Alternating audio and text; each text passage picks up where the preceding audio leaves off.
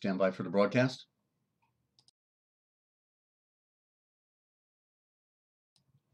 Today is September 2nd, 2018, Sunday. Get ready for the Emerging Sea broadcast system, the Forbidden History series. What they didn't want you to know, but we tell right here. Now time to call your friends. And good morning, Lynn. Good to have you. We now interrupt your normally scheduled programming to bring you this very important deprogramming program. And special thanks to YouTube.com for hosting the Forbidden History series. Please note that the following views and the opinions expressed on this program are not necessarily the views nor the opinions of the Master Force Group, YouTube.com, Free America Radio Network, our sponsors, our partners, and MFG is a private society. Nothing here is ever to be construed as medical, hate, nor legal advice. And listen to the Forbidden History prime time 7 days a week right here on therealpublicradio.net, because hidden beneath the sands of time lies the greatest of all mysteries. It's the Forbidden History. Unearth for yourself the secret truths that lie hidden just beneath the surface below our feet. What is it that the powers that be do not want you or I to know? Come and journey with us as we explore and dare to know, because it's all right here, coming your way 7 days a week, 9:30 a.m. every Saturday and Sunday, and 3:30 p.m. every Monday through Friday, right here on therealpublicradio.net, Free America Radio Network. It's what they didn't want you to know that we tell right here. And thank you for that audio check, Lynn. Stand by for the broadcast.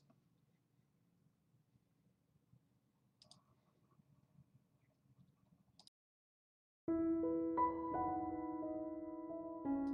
morning, Star. Good to have you.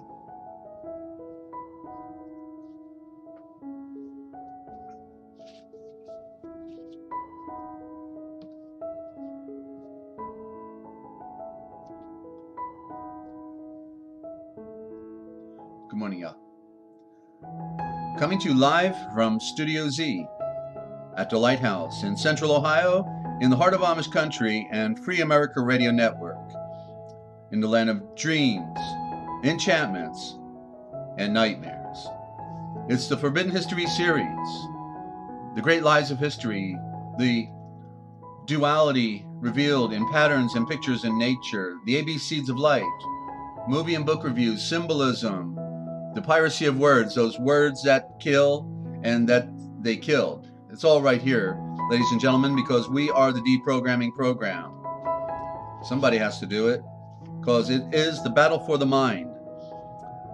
Yet, light is truth, but ignorance is darkness, and these are the great antagonists, the one against the other.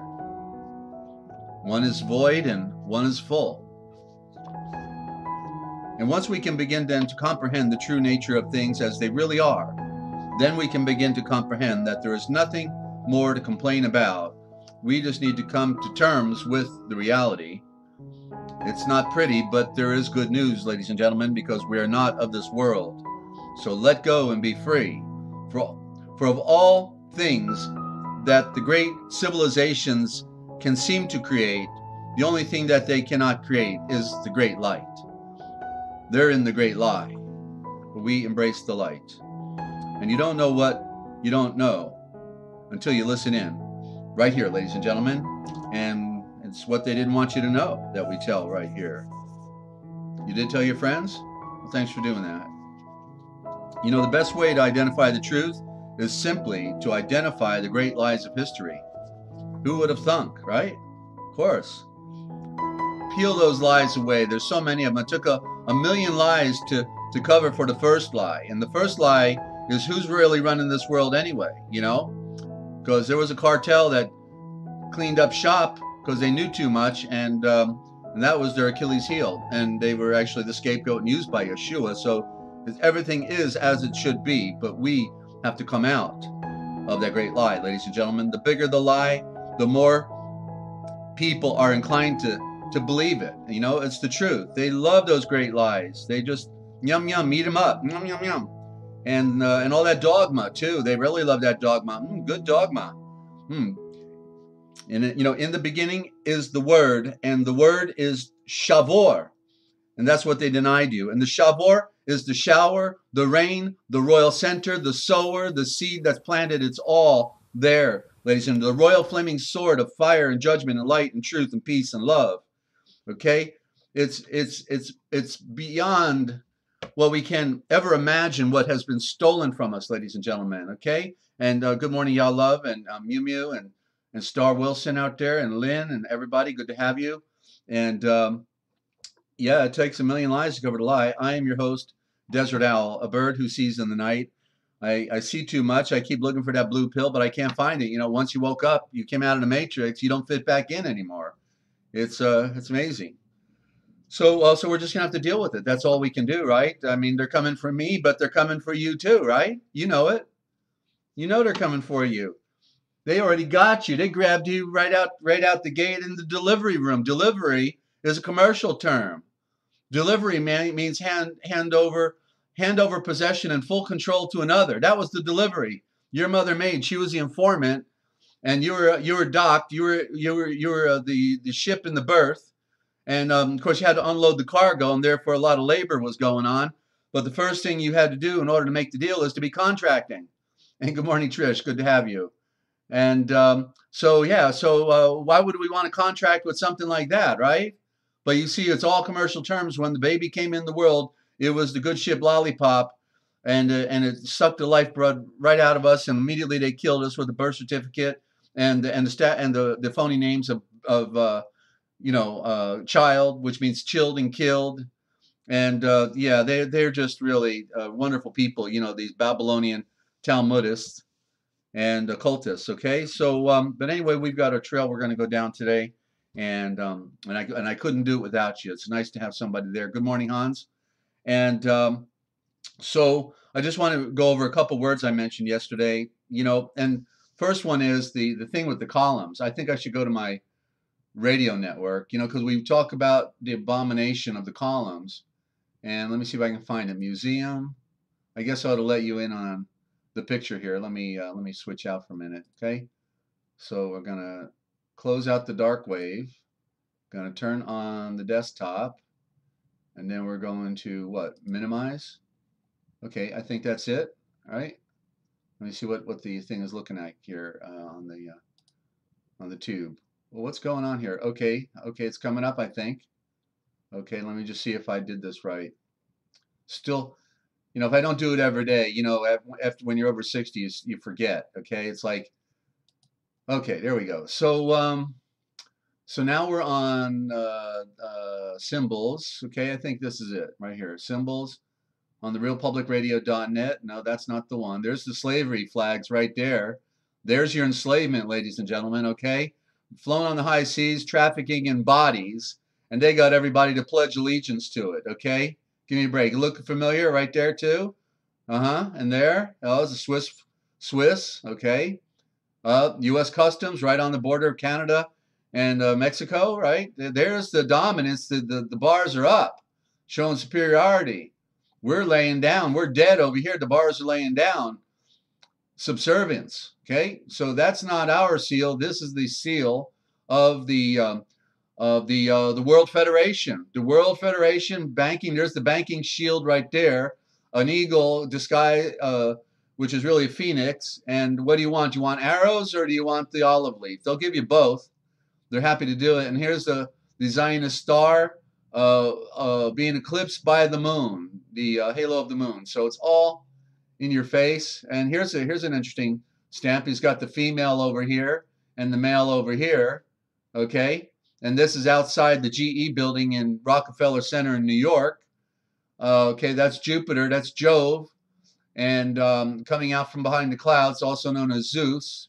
Well, Jove is the father of Zeus, but Zeus is the supreme god, so they're one and the same. Just like in the mythology that we embrace, Yahweh is also Yeshua. Yeshua is the father. Here's his knee. It looks like an eagle. You know, so they're really having a party. And but that's okay. We can be set free from all their nonsense, ladies and gentlemen. But right here, because yesterday we talked about columns, right? And this has been the thing. You know, it was bad enough they made two columns, one on the right, one on the left of the altar. But then yesterday I said, you know what? It's all the columns. The columns are an abomination because they make these great cathedrals and they get people looking at them and saying, "Whoa, can anybody do greater work than this, you know, and they turn people into icons, and you know, but this is the abomination. Look at the circle, which they call a square, but you see it's the to me it looks like the tongs that they use to mold steel. They grab it with the tongue and they pound on it and pound on it, and so it's the clincher. You know, it's the gripper. What do you want to call it? The channel locks. You know, and so look at, they're made out of columns. You ever see more columns just to be able to have you know, a symbol? You know, because that's all it is. It's a symbol. You know, it's like saying, Yahweh, you don't like columns? We're going to give you all the columns you ever saw, boy. You know, and they just made all the columns that they could do right here in each of these. It's just you walk through it. That's all it is, a walkway with more columns. I don't know how many there are. But see, there's the abomination. The abomination, and the biggest ones are in Baalbek, obviously made by giants. They never mention the giants being over there moving those giant blocks. That's how they moved those giant blocks. They had giants. You got giant blocks, you need giants, right? But they don't ever, you know, mention that. I don't know why. So, but anyway, I just wanted to share that with you. You know, it's the columns are the abomination of the Vatican, okay, and of the occult. So just take it for what it's worth. You got to see things with new eyes, and then you'll be set free, ladies and gentlemen. That's it, okay? And let me see where we want to go here. Mediterranean, okay, we can go there right now. I got to get things on a scroller so they can scroll around. I'm still remembering how to do this stuff, and I forget it real quick. So there's our columns, okay? Now, so Cain, you know, we talked about yesterday Yal-Ganun being the original word for garden. They abbreviated it in Strong's Concordance, and they point you to G-A-N, Gan, but it's actually spelled, you know, like this. Let me just type it in here. I guess that's the thing to do. Yahllganoon. Okay, there you go. Yal-Ganun. There's the original word for garden. Okay, that which goes round. The Gan, the big gun, is the sun. Okay, everything came out of the sun. It's the big gun. And noon, at high noon, because it's always at high noon. No matter where it is in the world, it's at high noon, right? It's a perpetual high noon, but it's also a duality of meaning two powers that came down. You got the N, okay? You got the N on each side and the two O's. The two O's symbolize sun and moon, and so it's meaning the power of the sun and moon that came down, because the moon is has a different effect on life on Earth than the sun. The sun is passive, and the moon, in the occultic sense, is dominant, because what does the moon do? It pulls the oceans, pulls the tide, it pulls the psyche, it pulls the menstrual cycle and the creative cycles of, you know, of the female creation. The coral reefs let go of their seeds on a certain particular night of the full moon in the ocean. All of the moon has this occultic effect. That's why the occult love it and worship it, you see. But the sun, even though it's passive, actually it is the dominant, right? Just like the silent letter A gave power to the V, you see, to the woman, but it was really the silent, that which is not speaking. Like there's two A's in Aaron, A-A-R-O-N. So one A is silent and one A is speaking. The one that is speaking is the fallacy, the falsehood. Okay, that's what's speaking. The ass. We talk about the ass. The ass is speaking. That's right, Mew Mew, the lunatic. You got it. And so the one that's silent is the one that's really dominant, because he's letting the other one do his bidding. You see, Yahweh is remaining silent and just letting things go on until finally somebody wakes up and then he communicates with them. So in Yal-Ganun, then I realized that I need to then just elaborate a little bit on Cain, because it's not Cain, because they supplemented the third letter from the G to the C, and the G is the symbol of the sun and power of light, fire, okay, and but the C then is the symbol of the moon, the opposite. So there's your duality in your battle again. So it's really not Cain, it is gain. G-H-A-I-N. There's the code GH, and that means return. We talked about the GH meaning return. And good morning, Ninja. Good to have you. And so Cain is actually gain. And isn't that what he wanted? He wanted to gain something. He say, yeah, you know, if we do this, we can get this and we can get that. We can be creators. We can reproduce ourselves like the stars of heaven. We will become like Elohim. We will do, you know, we can, you know, have a party. And so there's your gain. He wanted, and so the word gain, then with the H, and you take out one vowel, you get well, if it were the C, the CH in the corruption, because see, they taught us corrupt words. And how do we undo the, you know, this corruption, you know, that they brainwashed us with? We got to pound it in our brains. So how do we, you know, transition from Pig Latin to Indo-Germanic Aramaic mother tongue, right? It's not an easy deal. But so anyway, so Cain is really chain when you have the H back in it. And so what did he do? He created a chain reaction when they had carnal knowledge. A chain reaction, right? What's the next thing that happened after they took part of the forbidden fruit? They had a baby, okay? And his name was Chain. Chain reaction, because it's going to now be a duplicate of the other, of the other, of the other, of the other, of the other. Going down through time, the chain reaction, the duplication. And but then they also like to put us in chains, because that's an expression. That the chain is an expression of that which continues, right? And so it was about duplication, continuation. And so did I cover that one good enough? And then, of course, we got grain also. Grain, you know, is in the sense of Cain, because it is the, well, it is the sun rain. It really means the sun rain, but you know, there's more to it, but the duplication is there, you see, in grain. Why? Because you plant the seeds and you get a sea. You get a sea, an ocean of plants that blows in the wind and like waves, right? The amber waves of grain, you see? And there's your gain, your grain, your chain, Cain, all there, but it's not Canaanite, it's Ganonite, because that's how they corrupted the words. You got to know that these Masoretes wouldn't want to give us the original. You know, they gave us Pig Latin. That's the whole purpose of what they've been doing from the beginning of time. So we got to see it with new eyes. And so Yalkanan, which is the original for John, which means the Father comes quickly, literally is Yalganun. Okay, and there's the word Gan, and then we find that word in Ghana. You know, Ghana.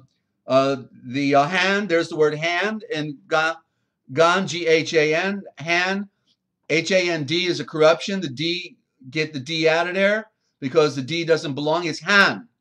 It's Han, just like Hans, actually. Very similar, right? But it means the breath of continuance. Hans would mean breath of continuance with power, because you got the Z at the end of it, Hans.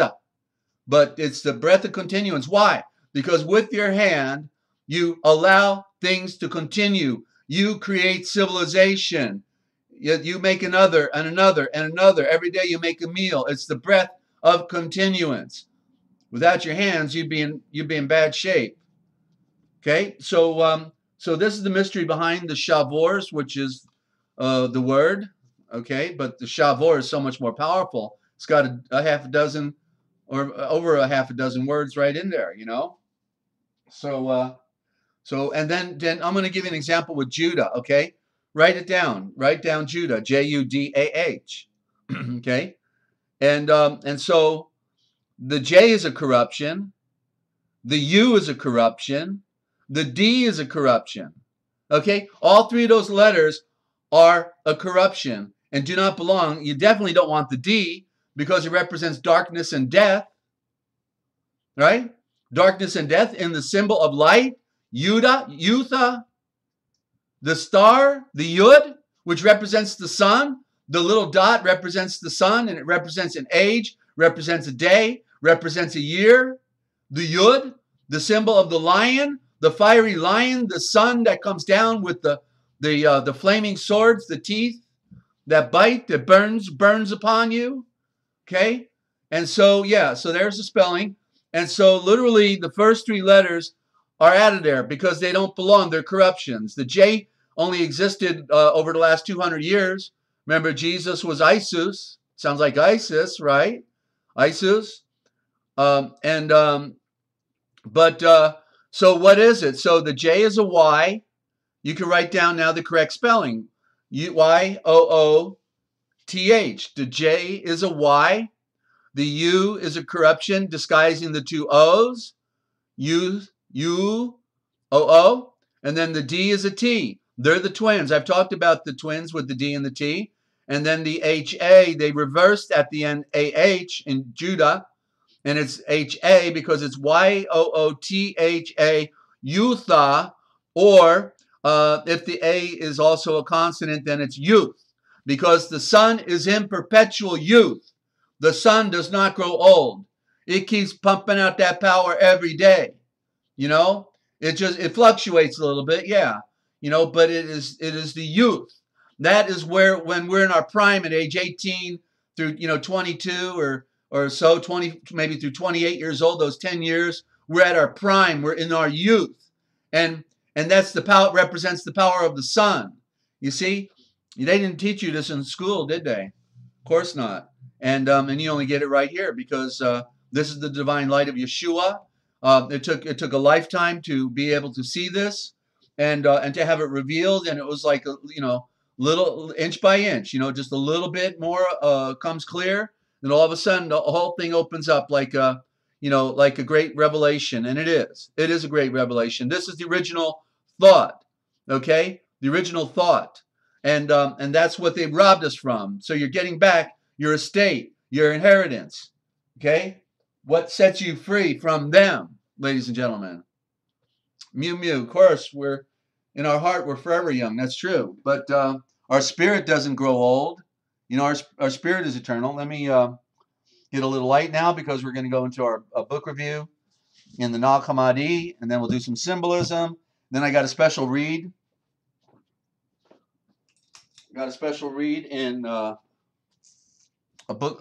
I'll do a book review. It's the other Bible, and it's going to be called the Hymn of the Pearl. Okay, and it's a metaphorical story of how Yeshua came to earth. Okay, it's beautiful. It's called the Hymn of the Pearl, and you heard about the pearl of great price.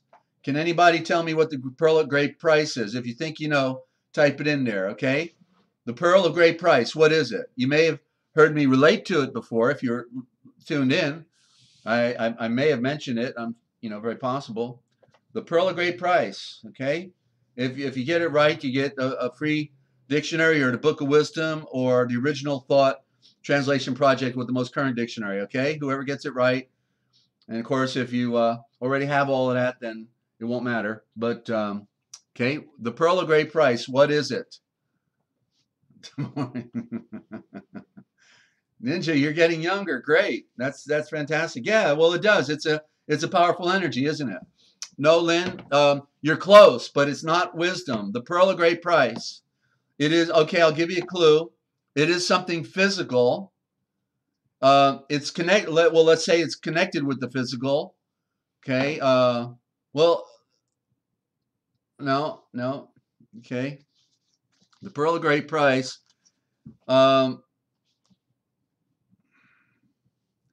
Well, no, that's think of what a pearl looks like. Okay, what does a pearl look like? What does a pearl kind of look like? Think of the color and think of what it, it's the most precious thing you got. Okay, you possess it right now. Okay. All right. Well, I'm going to give you time. I'm going to read. We're in the star message of Tomah, and maybe somebody will get the picture. They'll have a vision, and they'll win the prize. Okay, because it is the pearl of the great prize, the pearl of great price. What is the only thing? Well, okay. Here we go. We're now in number 12 in the sayings of Yeshua. Not the I. Sorry. Well, you have to define, no, it's the soul is not, because we define the soul as the you know, the serpent and the owl. Okay, so it's not quite, no. Okay, so the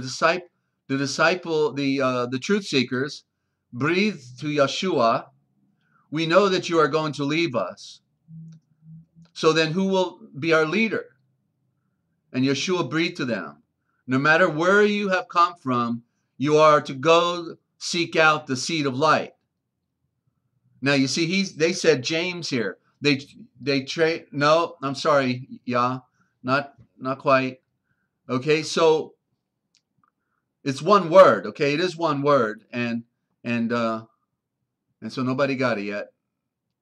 Not the heart, not the pineal. Okay, so see how they improperly transliterate Scripture. They said here, go see James the Just, but that's not it. This was written for all time, for people anywhere. And no, it's not a kumquat either. Yeah.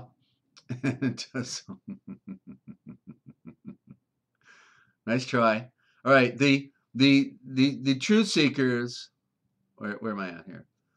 We know that you are going to leave us, so then who will be our leader? And Yeshua breathed to them, no matter where you have come from, no matter where you are to simply seek out the seed of light, who are pure, for whose sake heaven and earth came into being.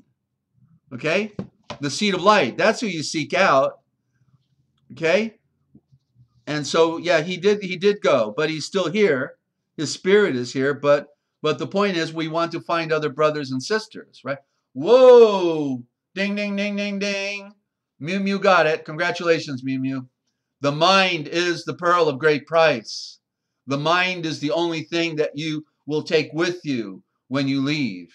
And the mind needs to be covered by the garment of the great breath of the wind and fire. The mind is the battleground as well.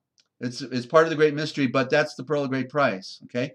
And Yeshua had to wake up to who he was on earth. He when he came to earth, he had to discover his own purpose and mission.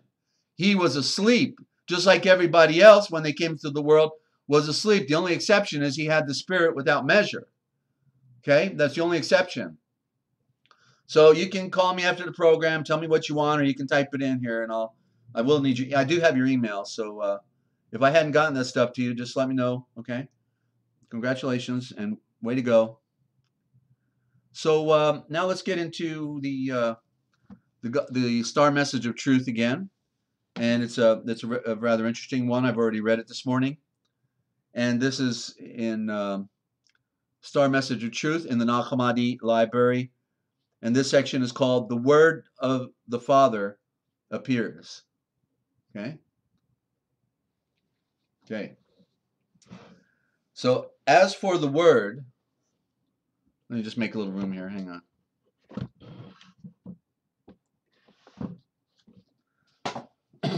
As for the Word, the Shavor, his wisdom and wise judgment, meditate on it. His seed planting utters it. His knowledge, key knowledge, has revealed it. His patience is a crown upon it. His joy of enlightenment is in harmony with it. Hang on. Let me get that fan cranked up. Okay. His illumination has exalted it. His sunrise has exalted it. His character has revealed it. His rest has received it. His love has incarnated it. His victory of light, the viction, has embraced it. This is how the Father's Shavor word goes out into the all of creation as fruition from his heart and expression of his will. It supports all and chooses all. It also takes the expression of all and purifies it. bringing it back to the Father, to the Mother, Yeshua, of infinite purity and sweetness. The Great Father opens his bosom, and his bosom is the only true anointed pure great breath of light on the wind and wings of fire throughout all time, the pure breath, the Holy Spirit. And so, and notice that when it says the Great Father opens his bosom, that he's both male and female. The Spirit is both male and female. That's why there's life. Good morning, Ash. Great to have you. Okay, that's where there's life. That's why, see, we're divided. So one is male, one is female. And so that's why death rules, because we're supposed to be whole. That's in the act of making love, man and woman, they can create life. But separately, they can't. They need each other in the process. So that's what is representing the Spirit, because the Spirit is androgynous, both male. So when it says the Father opens up his bosom, he's revealing the female, the breast of the female, which is nurturing us, right? The mother is nurturing us. We need the sustenance from the earth to continue to go on. We are the serpent proverbially eating the dust of the earth. We have to eat the dust of the earth to live. Okay? And then we're going to find out about the real life in the process, the real life where we'll never be thirsty again, never be hungry again, because we have been filled. See all the symbols and metaphors there, right? So he reveals his hidden self. And his hidden self, but he's not revealed to everybody. Okay? That's the great mystery. It even says in one of the scriptures that even if someone, how did that scripture go? Even if somebody wanted to know him, they could not know him unless he was willing to reveal himself to them. You see? And he is a revealer. He's willing to reveal himself, but it takes absolute surrender and discipline and following the burning swords. Okay? And so he reveals his hidden self, and his hidden self is his Son, S-O-N. Okay, the Son of Light. So that through the Great Father's mercy and eternal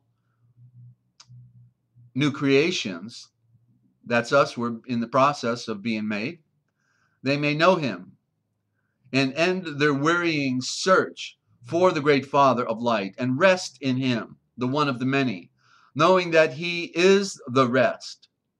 For he has filled what was deficient and has done away with its illusions. He has done away with the illusions. The mere appearance of what is deficient is the world, no doubt. And mere false appearances serves in the world. Okay, the false appearances do serve. How? Symbolically, by reading it, by association, right? A message, a hidden message in the bottle. For where there is envy and strife, there is deficiency. But where there is oneness, there is completion. Since deficiency came about because the Great Father of Light was not known. From the moment when the Great Father of Light is known, ignorance and deficiency will cease to be. As one's ignorance about another vanishes when one gains knowledge, and as darkness departs when the light comes, so also the deficiency and ignorance disappears in completeness. From then on, the world of false appearances will no longer be, well, it says evident, but I think we have a weak translation here, and it becomes more evident. In other words, we see through the veil, we pierce the veil. We're just not fooled by it, but rather it will disappear in the harmony of the oneness.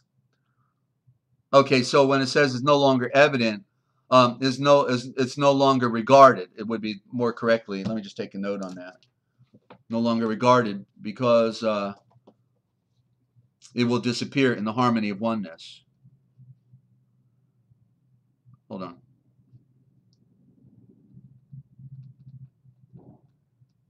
I want to welcome any new listeners to the broadcast. You are tuned in right here to the Forbidden History series. I'm Desert Owl. Okay, and continuing. Now the works of everything lie scattered. In time, oneness will make the cosmic mind complete, and in oneness, all individuality will come to the true nature. Right? Because we're in the fall. The creation is not finished yet. We come into the world, we graduate from high school, and we think, well, this is what life's all about, But no, we're incomplete. We're incomplete. We're in the fall. And we have to come up to the mountain of Zion. So complete and all will become to their true nature. By means of, and that's why Yeshua said it is finished. When he said it is finished. Why?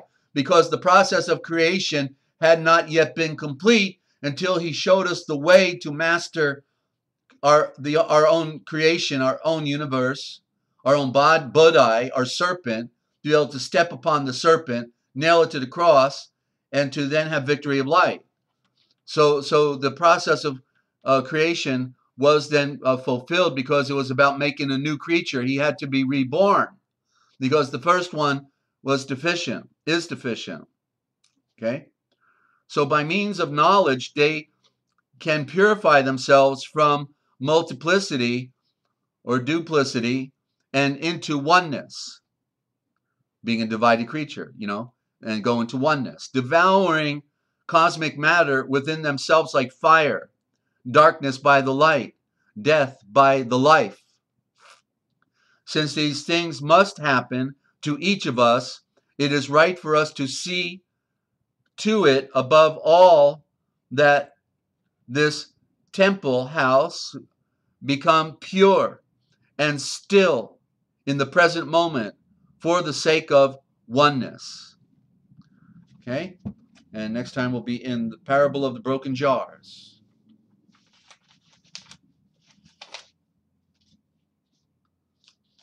Don't forget, if you have a Skywatcher report, a Great Lie history, or know about some words that killed you with, or you want to know the interpretation of a particular word, you're welcome to call in. Or you have another observation or what have you. Comment, question?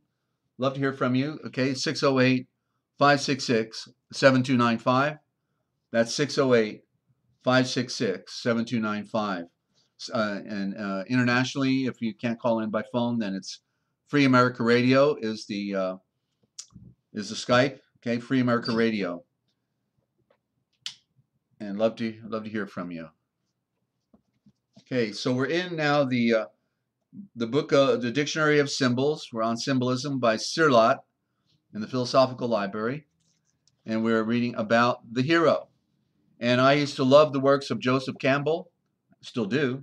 Haven't watched any in a long time, but he did a special series called The Hero's Journey, and he was showing that all ancient traditions were talking about the separation from the mother, going on the inward journey, and then waking up to the higher nature and finding the great brother, the elder brother of light. You see, this was universal knowledge, universal mythology. And when I studied those Navajo sand paintings that he presented, they were right in the Navajo sand paintings. They were talking about going on the vision quest, and when you come back with a new name. Well, it even says that in Revelations. I give you a new name that nobody can name. It has more than one meaning, of course, but you see this universal truth about we have to be born again was prevalent within all ancient mythology. Like in what was it in the Minoan civilization, right? They poured bull's blood over you to be born again. They literally poured bull's blood over you. You were washed in blood, right? But it was bull's blood, but it symbolized the sun. It symbolized the light, and in this great mystery. And then another culture, they they used urine, okay? And that's actually where the word Christian comes from. I mean, the anointing christening it's talking about is the is the urine. It's not from our tradition. Christian is not from our tradition. All the words they gave us are pagan terms. They're pagan, and we've got to discover the real meaning. Okay? The real original, because the original are of great force, where the pagan ones are of little force. Okay, the Big Dipper versus the Little Dipper. Okay, the moon versus the sun, a big contrast. So anyway, it all unfolds right here. We've been doing it every day. We've got a lot of programs for people to go back on and review. Okay, and so the hero. The cult of the hero has been found necessary not only because of the exigencies of war, but because of the virtues inherent in heroism, virtues which have surely been apparent to blood of the earth, man, from prehistoric times, in which he has felt the need to exalt, emphasize, and record the magic, the apparatus, and the splendor of the very appurtenances, that's a good word, appurtenances of the ancient warrior proclaim the truth of this, as does the custom of according an acclamation worthy of kings to the conquering hero. The relationship between the little holy war, that is the struggle with the material enemies outside, what we were just talking about, and the great holy war, or combat with the spiritual enemies inside the personality, the self, inevitably gave rise to the same relationship being drawn between the hero of the little war and the champion of the great war. And we were told about putting on the armament of doing battle, right? You know, we were told put on the helmet of faith, the victory of light, and the sword of the word in our hand, and the shield of, and everything. I never memorized all that. I always wanted to, but it would be good to for anybody, especially if you're in a struggle. Every heroic characteristic finds its analogy among the virtues necessary to vanquish chaos and overcome the temptations offered by the forces of darkness. This explains why in many myths the sun was identified with the hero. There you go. The sun, that's the ram, that's the lion, that's Yeshua, the seed of light, par excellence. Hence, Alexander the Great is pictured on coins with the horns of Jupiter Ammon. That is, he is identified with the awakening sun, S-U-N, of spring under the sign of Aries. Right, May is the Maya, it's the Mary, it's the Mare, it's where the marriage occurs in the spring. And this leads Jung to state that the most widely accepted of all symbols of the most widely accepted of all the symbols of the libido, and he could equally have said the spirit, is the human figure as the hero, the subject of so many myths, legends, and traditional tales. That's what the slaying of the dragon has always been about. Now, friends, the slaying of the dragon. The dragon is the serpent, and that is the flesh. The enemy is self, ego. He adds that in the life destined for the hero, the historical and the symbolic are one and the same thing. The first object of the hero is to conquer himself. And this is the reason why the heroes of Germanic legends are usually portrayed with the eyes of a serpent. That's the self. The serpent. There you go. I'm going to highlight that one. Got another witness right here. You see, we've been lied to, ladies and gentlemen. They never told us what the serpent really was, did they? Then when I looked it up, I was astounded to find it said in Strong's Concordance, the Naga. And I said, well, there you go. The one who knew, the one who knows, the Naga. Okay, let's see. Lynn, you're saying your star sign is Aries. It's March, not May. Okay, thank you. Right, it must flow a little bit into May, right? I think they always split on each month, but I was just referring to the springtime that comes, but it is well, the word April is Avril, so it means the star coming down. What is the star doing? It's bringing the rain.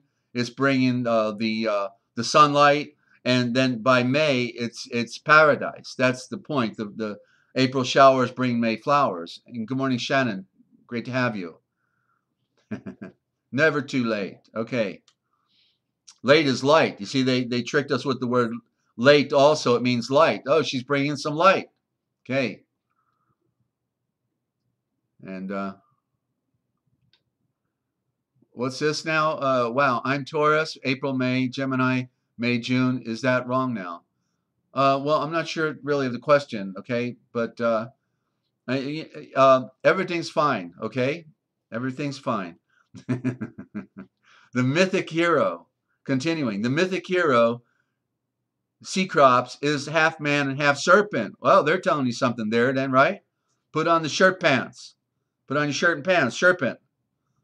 Shirt pant, serpent. A hero turned Christian is a hero turned knight. And with the aid of the saintly warriors such as St. George and St. Michael. Okay? And I always had that book by St. George, and I never read it. And finally, when I had to unload some of my cargo, I had to get rid of some of my books. And yeah, and I gave St. George away. I never read it, but I now know the story. It's not that I have to read it. The important part is that we know the message, you know? So there you go. A little bit about the hero. So you got to be heroes, ladies and gentlemen. We've all got to be heroes. And we've got to conquer the world. We got to conquer the self. And it's an inward journey. It's the great mystery. Oh, you know what's interesting? I was just thinking about that garden word again and how it was gone, but with the GH and then, you know, and it's Ganun. But then in the Lord of the Rings, I was just flashed with the Lord of the Rings, and I thought about Gandalf. There's the guy Gandalf who was the wizard, right? He was the one everybody was looking up to, and so Gandalf was, you know, there's the word, you know, right there, the mysticism, the garden, you know, the real garden, the paradise, the garden of atoms, of creation, the garden of creation, where everything comes from, not down here where we got to sweat. You see, it's all metaphor. Remember that. Ninja saying it's August here, springtime. How does that? Whoa, okay. Well, that's because you're in the southern hemisphere, Ninja, and all of the mythology was originating in the northern hemisphere, and that's why you're down under and upside down. Okay, because it was all originated from the northern hemisphere. That's why there's a little bit of confusion with that. Okay, all right. Good question.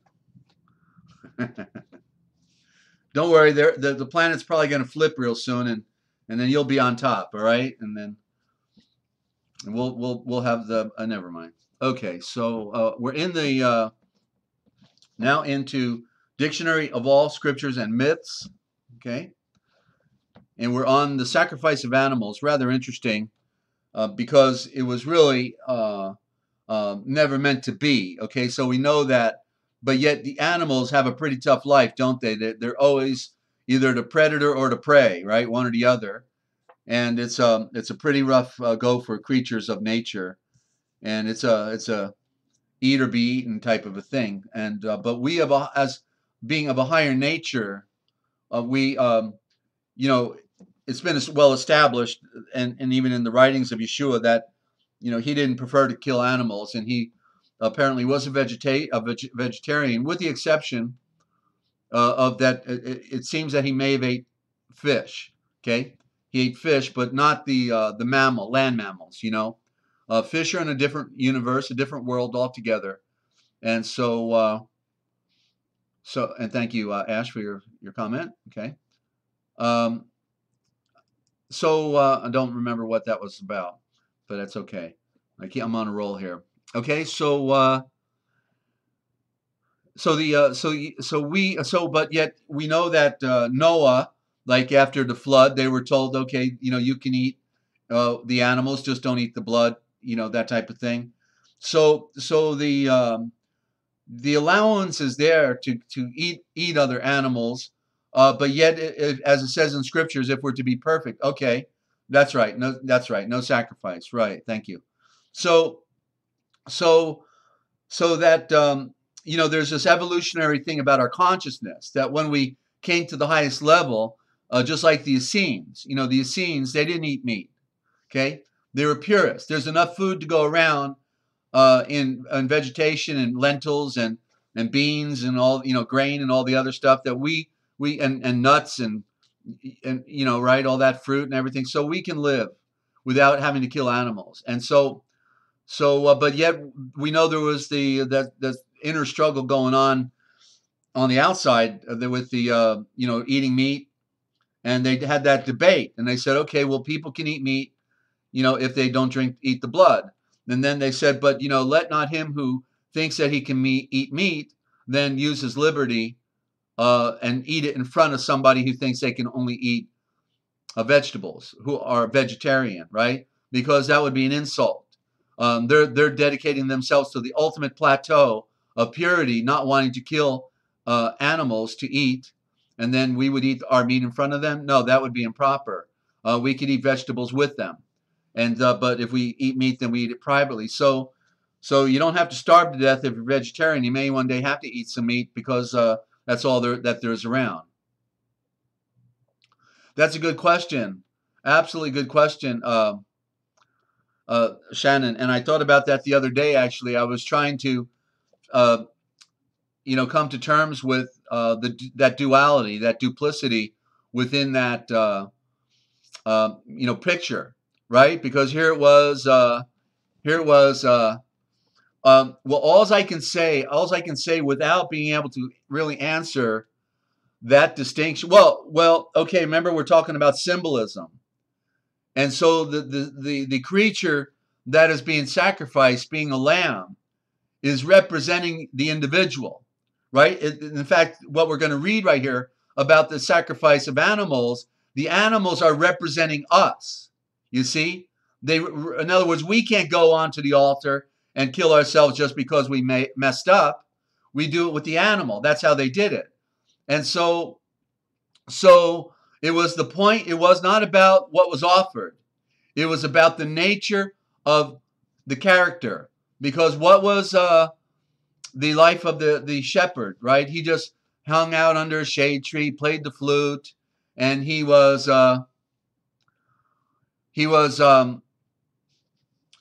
fulfilling that higher calling that we're looking for, which is the rest.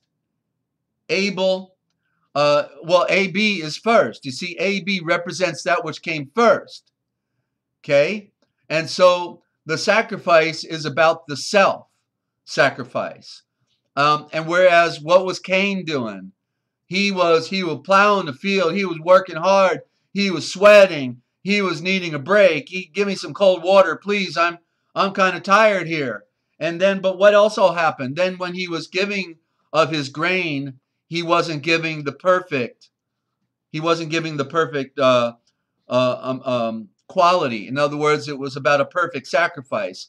So there's several things going on in the story, but that got my attention the other day, Shannon. So thank you for that. But it has to do with the character. So let's read about the sacrifice of animals, and we'll see that when we're sacrificing the animal, it's representing ourself, and that's an important key thing here, because we just think they're just killing a bunch of animals. There was supposed to be regret, that you would have to kill an animal.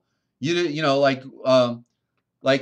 think just the other night, Ron Wyatt, I was watching about the discovery of the Ark of the Covenant by Ron Wyatt, and he's giving a speech in New Zealand, and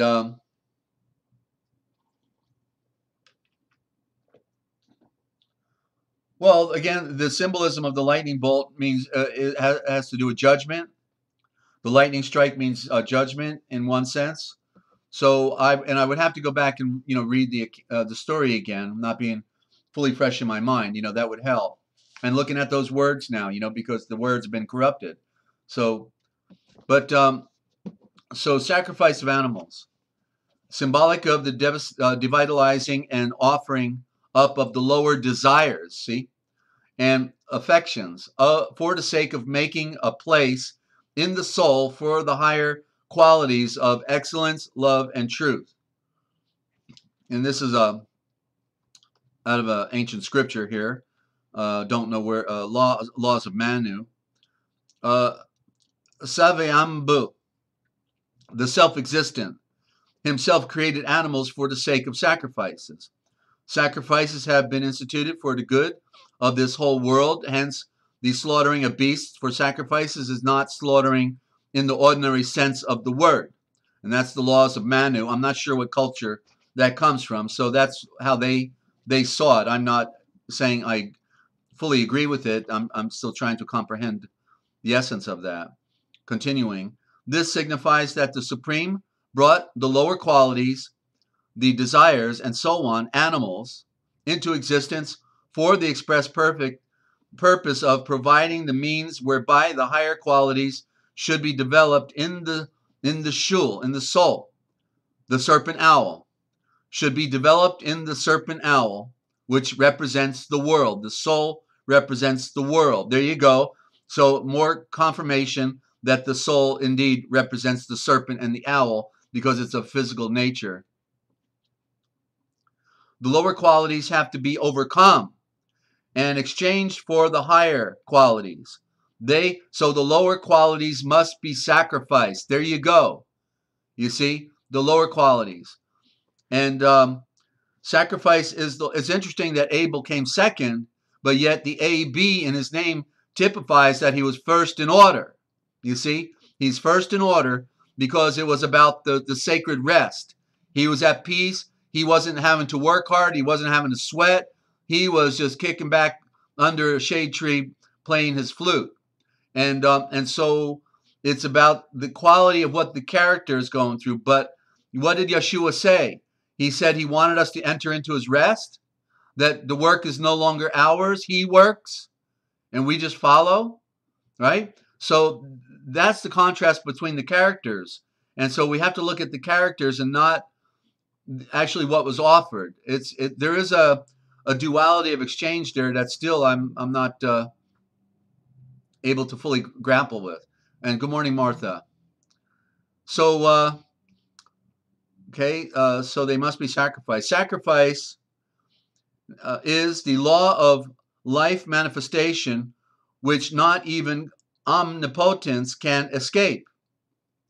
Sacrifice is the law of life manifestation, which even omnipotence cannot, not even omnipotence can escape. Okay, that's the great irony of our lives in this world, right? We're here, we got to deal with it because something's going to happen to us if we don't do anything, and something certainly great can happen to us if we are motivated. Okay. The very qualities which to us are most admirable in human nature, which we reverence most in human character and conduct and associate especially with the Christ ideal, are qualities which could not become manifest. However, really they might be latent in the life force, were it not for the conflict with darkness and blindness. Where would be pity, fidelity, heroism, integrity, and the like, if our moral nature had never had anything to cut its teeth on, so to speak? R.J. Campbell, Sermon, Nature of Life Force. I don't know who this Campbell is, but he's got some outstanding quotes in here. I think he comes from the 1800s. Yeah, he's really got some wonderful quotes in here. And this one I don't even like. I read it this morning, and it doesn't Well, I'll just read it for the sake of reading it, but I think this one to me was rather strange. Herbs, trees, cattle, birds, and other animals that have been destroyed for sacrifices receive being reborn. Okay, so the tradition is saying that they're reborn into higher existences. Well, they certainly don't become people. So that's the thing that really threw me off. I think that's one of their traditional ideas, but certainly um, no doubt once a life is gone, it's no longer suffering. And if these lives are just recreated again, that's very possible. I don't. Seems to me that they don't have a spirit like we do. They're not of. They're of this world. In fact, they are of this world. All creatures are of this world, where we are not. So I don't even think that's worth making an issue or a doctrine out of. Okay, we transcend. They don't transcend. But that's all in Yahweh's hands. That's not of interest to me. This refers to the transmutation of lower qualities, animals, etc., into higher qualities. So symbolically, sure, as taught in all Scripture, the qualities are reborn on the higher plane of existence. Right. Okay, sacrifices the true type of progress. We sacrifice a lower life to cultivate and enjoy a higher life. We have everything's a sacrifice. You can't have it both ways. You can't have both worlds. It's one or the other. All improvement is a sacrifice in this sense. But in growing up, the root it begins at the bare and barren rock that affords no nourishment to the soul, the serpent owl, to the physical and the mind, the psyche, the serpent owl. The blood of the beast is this lowest idea. Okay, the blood of the beast is this lowest idea. That's why they couldn't eat the blood. It is by sacrificing the lower grades that we ascend to the higher. The highest of all sacrifices are the everlasting sacrifices of perfection within the light. That's the code word, righteousness. Perfection in the light, nature. Ness is nature, so we could add the word nature, ness. Righteousness. Right is light. Okay, they switch out the R for the L. That's one of their major code switch outs, the R and the L. The right is light, and the left is reft of light. Okay, so I'll read this again. The highest of all sacrifices are the everlasting sacrifices of perfection within the light nature, the sacrifices of selfish and inferior feelings and passions, the sacrifices of selfish and inferior feelings and passions. For these are the true beasts. There you go. These are the true beasts, best represented by clean or domestic animals as they belong to ourselves and are transubstantiated into ourselves by being used as food. And therefore it is forever a sacrifice of beasts. Only the lower is translated into the higher meaning, as the rock is translated into alluvial and nourishing soil. J. Smith, The Divine Drama of History, page 56-57. To sacrifice is to stir up, actually to engender, to beget, two divinities of the first rank, the two principles of life par excellence, Anji and Soma, a Bharth, the religions of India. Okay, page 36. Anji is the force. I said it wrong. Agni. Agni is the force aspect of Atma Buddha, and Soma is the divine life. These emerge in the soul as growth proceeds. By sacrifices, says Kshatriya Brahmana, the gods obtained heaven. So gods would be Elohim, meaning the enlightened ones. That's how it would be read. The enlightened ones have obtained the throne of the sun. That's heaven. M. Mon Williams, religious thought in India, and the reason I read from these other traditions as well as our spiritual Christianity is because the elements of truth are found within all ancient cultures. On the surface, they're expressing truth, but then in the back room they're having their occult rituals and having a party, you know, the priesthood. But nonetheless, there's relevant truth that this, what Clement called the law of syzygy, that there's one true one, but there are many false ones that look identical. You see, the false traditions. How many versions of Christianity are there? Okay, 600, or is there only one? One Lord, one faith, one baptism, right? So we got a problem. Now, Houston, we got a problem. What are we going to do? Okay, the Elohim, it says gods here, are the divine sparks who descend to rise. Okay, so we are the Elohim. The term gods is improper. That's the Pope. The Elohim are the divine. We are therefore the divine sparks. We are the divine sparks who have come down in order that we may rise. You see. Very good, Ash. Okay. Okay, the Indian god Elohim even look to mortals for their daily sustenance, right? Right, we still interact with the people of the world even when we're on a higher plateau, and are represented as actually living on the sacrifices offered to them by other earthly beings. And at every sacrificial ceremony assemble in troops eager to feed upon their shares. In fact, sacrifice with the Hindus is not merely expiatory or placatory. It is necessary for the food and support of the gods.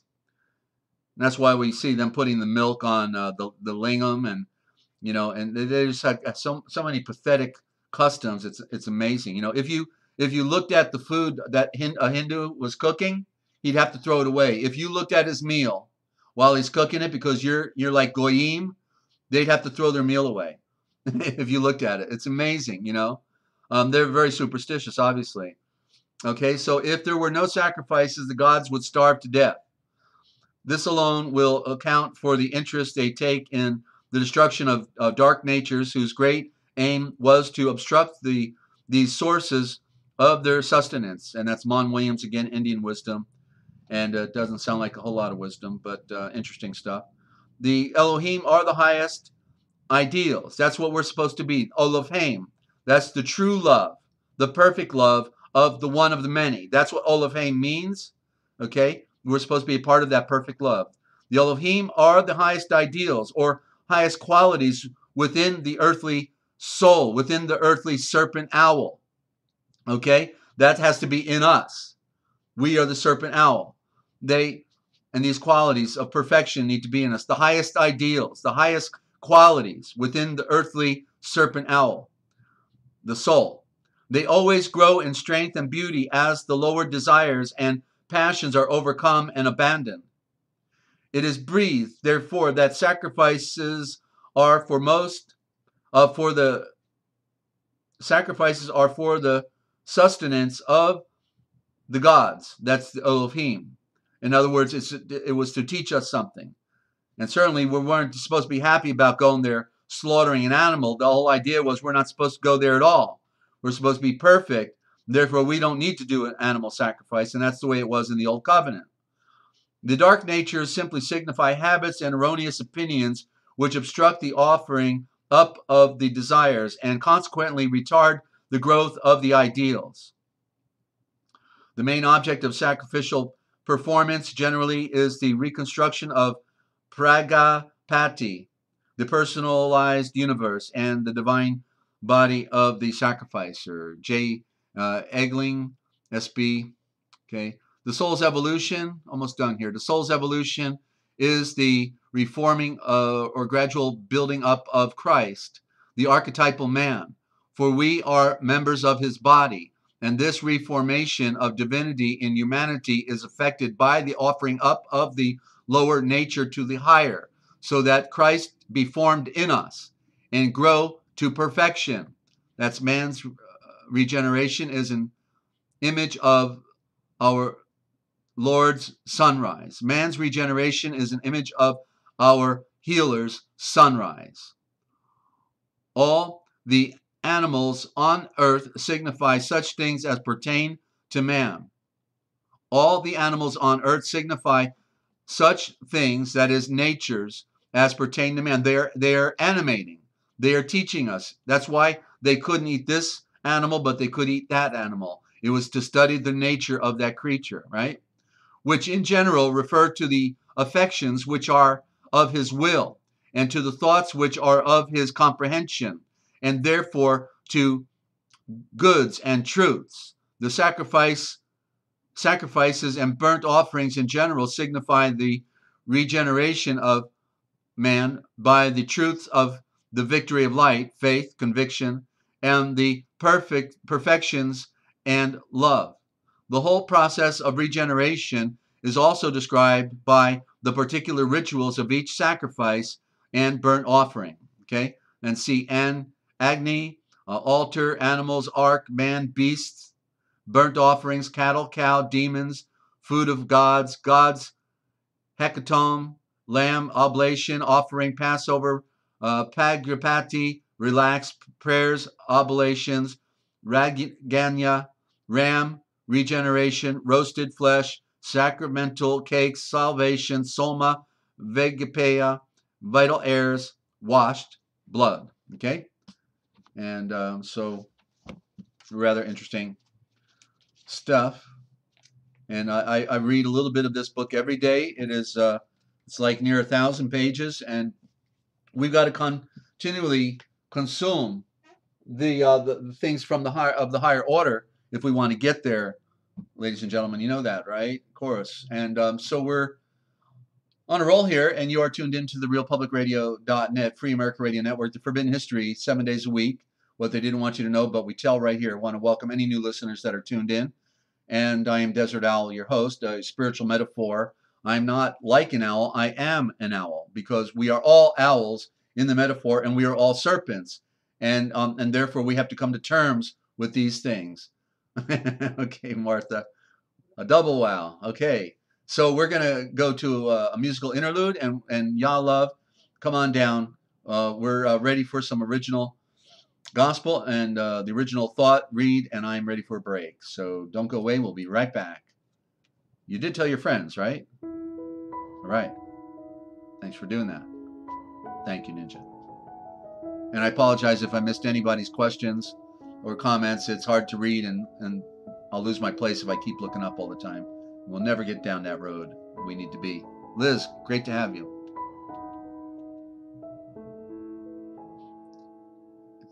It's all being recorded, Liz.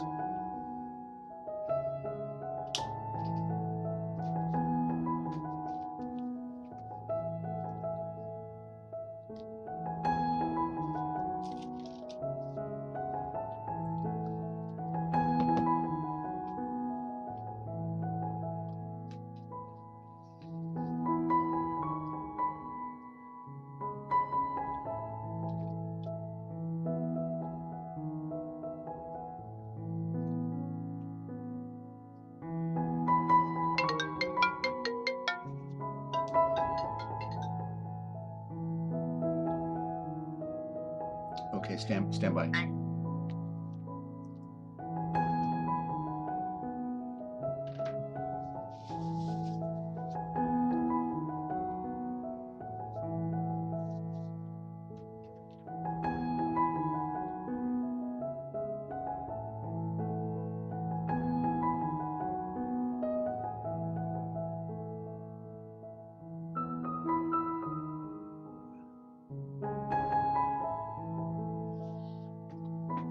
Yes, the hardness of man that created these sacrifices, and then it became a good business for those Pharaoh's shame.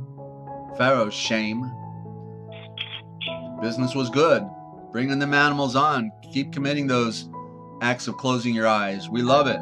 That's what they were saying. And Yeshua was showing them another way, and they said, "This is not good for business, guys." And you know the rest of the story.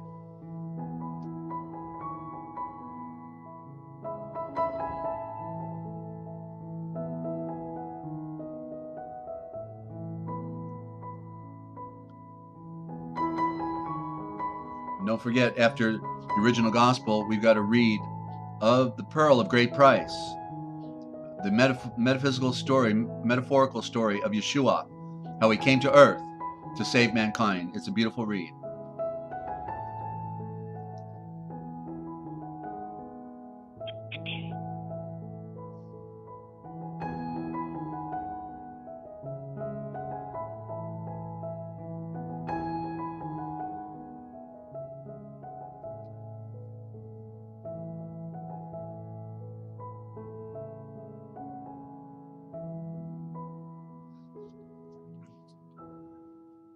And welcome back to the Forbidden History series, ladies and gentlemen.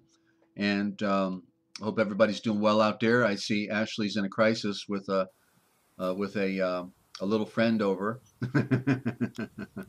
The little ones today. I'm telling you, what I see going on, it just blows my mind.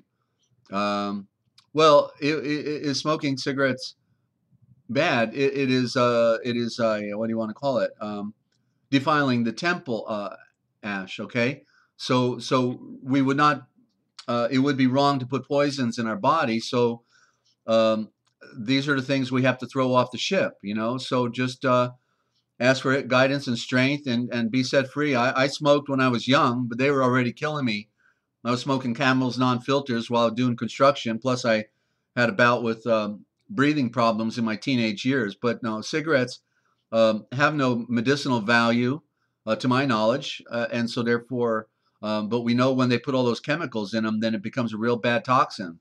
Okay, so right from the standpoint of being perfect before our Redeemer, we have to ask Him to help purge us of that addiction, and we're supposed to be set free. And being set free means free from all types of addictions or those animal compulsions we were just talking about. The animal compulsion, and that's the great struggle that we face within our lives in this planet. Okay, so hope that helped you out there. And so while we've got Yalav standing by, I just want to, Yalav, are you there? Yes. Great. Yes, I'm here. Great to have you. Thank you. And I just want to mention for everybody, because you read in the original thought, so we do transliterate certain words like prayer is the creation of light. Rejoice means to stand up in the light. I was a joicer when I used to build homes. So a joicer turns up the 2x8s and the 2x10s and the 2x12s to build the floors. You tilt up the joisting and you have them every 16 inches or every 12 inches spacing, and you put your plywood on top. That creates your floor. That's joisting. And so so naturally, because I was a joicer, immediately I could pick up on the fact that rejoice means to stand up in the light, because you stand up the planks on their edge to make a floor. And so those are the little ways the Heavenly Father has primed me to see certain things.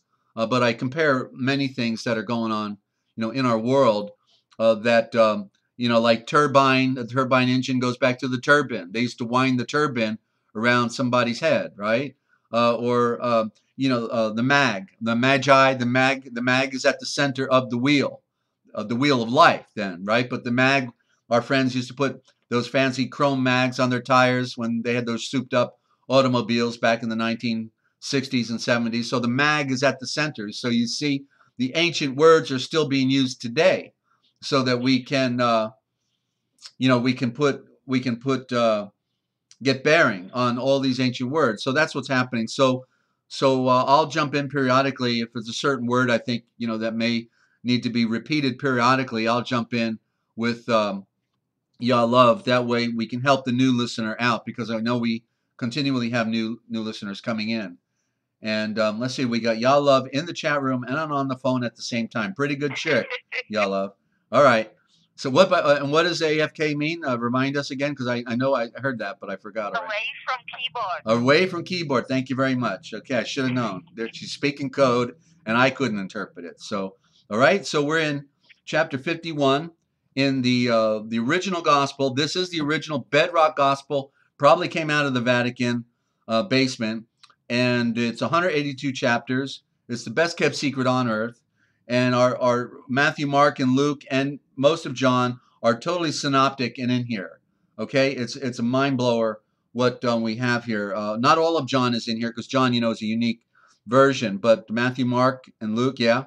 So they came out of here. Okay, you'll see that once we're now getting into the real great, well, we're still in Mitzrayim, where Yeshua is being tested at the Temple of Hierapolis. And before I go further, anybody who wants to get a free copy, free download to follow along, the PDF is on my Radio Network Museum. Go to therealpublicradio.net, therealpublicradio.net, and then /original_gospel.html. Okay, it's therealpublicradio.net /original_gospel.html, and then you'll come to a page that has a beautiful forest with light coming through the trees. Scroll to the bottom, a free PDF download is there, or you click on the book and go to Amazon and you can get a softcover copy of the 1919 reprint version. But the introduction is not telling the truth. They put a cover over this story. They didn't want us to know it came out of the Vatican, so the introduction is not relevant to me at all. I've read it once and I don't need to read it again, but I've read the book over 36 times now, because it is the most important scripture from our tradition. It is pure wisdom, and when you read it, you know that nobody could have ever produced the wisdom. It's a legitimate story of our Redeemer. He had a story. He's the one who made the universe. Naturally, would have a book written about his entire life, don't you think? But don't you think that the priesthood didn't want us to know about it, and that the trick has been played on us? So we've got to see and read it for ourselves. We have to hear things we never heard before and consider the all. Consider the all. And no one can talk about this book until they've read it. Bottom line. That's why I read half the Book of Mormon. I read half the Quran. Not because I wanted to be a Muslim or a Mormon, but because I knew if I was going to talk about it, I had to read it. And so I've read most of the major works of our ancient past, even Homer, and Socrates, all that, Confucius, because I wanted to know. I wanted to be able to talk about it. People want to talk about things they don't know and think they're an authority on it. Everybody's got an opinion. I call that an open onion. It makes you want to cry, So we're in Hierapolis, Mitzrayim. Never was Egypt. That's a late coming word, 350 years old, and they had to create it for the King James version because Mitzrayim. Well, they gave us the Old Covenant. The Masoretes in Switzerland gave us the Masoretic text. Go figure. That's Egypt. Our Old Covenant filled with lies, filled with 20,000 outright acknowledged false mistranslations, not to mention many more in the words themselves. So it's all gobbledygook, okay? But the good news is you got a perfect book. It's your mind that you can see and read it for yourself. And Yeshua is the one who gives you light. There's nothing in secret that cannot be revealed. There's nothing unknown that cannot be known. One has to put their hands to the plow, and the light will come, ladies and gentlemen. That's the good news. It was meant to be unraveled, this great mystery, okay? So with that, we're into the testing of Yeshua, his final testing, before he's going to meet his 3-year testing in Jerusalem. He's being tested by a Hebrew school in Mitzrayim, near the Giza pyramid, which is the pyramid built by Yahweh, and built by Melchizedek for Yahweh. Okay, and story for another day, but we're now in the middle of his story when he's being tested there, and everyone recognized him as being the savior of mankind, okay, from India to Tibet to Persia to Greece and Mitzrayim. They all recognized he was the one to come. The only ones, and even in Jerusalem, they knew he was the Mashiach, but just like he told the parable. When they saw the sun coming, they said, come on, this is the heir, let's kill him, and then we'll have everything. Ha, ha, ha, ha. Well, how wrong they were, weren't they? That's right. I think they lost their entire lives in temple in 68 through 70 AD, and it was all near 1 million of them were thrown into the valley of Gehenna, the garbage dump. Okay, it was the greatest slaughter in history of mankind. How come nobody ever talks about it? I guess they just don't want us to remember the story. Go to sleep. Go to sleep. But we're not going to sleep here. We're getting on with the story. Y'all love, you're on. Thank you. Thank you. Chapter 51.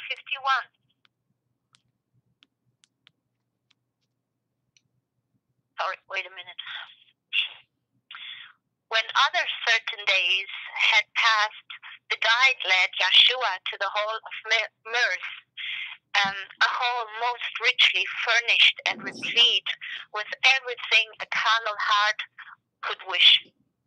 The choicest viands and the most delicious wines were on the boards, and maids in gay attire served all with grace and cheerfulness. And blood of the earth, men and women richly clad, were there, and they were wild with happiness. They sipped from every cup and of mirth, and Yeshua watched the happy throng in silence for a time. And then a blood of the earth, in garb of sage, came up and breathed. Most happy is the blood of the earth, who, like the bee, can gather sweets from every flower. The wise blood of the earth is the one who seeks for pleasure and can find it everywhere. At best, blood of the earth's span of life on earth is short, and then the eye dies and goes, and the eye knows not where. Then let us eat and drink and dance and sing and get the happiness of life, for death comes on apace. It is but foolishness to spend a life for other blood of the earth. You must see and read it for yourself. All die and lie together in the grave, where none can know and none can show forth gratitude. But Yeshua answered not. Upon the tinselled guests in all their rounds of mirth he gazed in silent thought. And then among the guests the eye saw a blood of the earth whose clothes were coarse, who showed in face and hands the line of toil and want. The giddy throng found pleasure in abusing him. They jostled him against the wall and laughed at his discomfiture. And then a poor, frail woman came, who carried in her face and form the marks of darkness and blindness and shame. And without mercy she was spit upon and jeered and driven from the hall.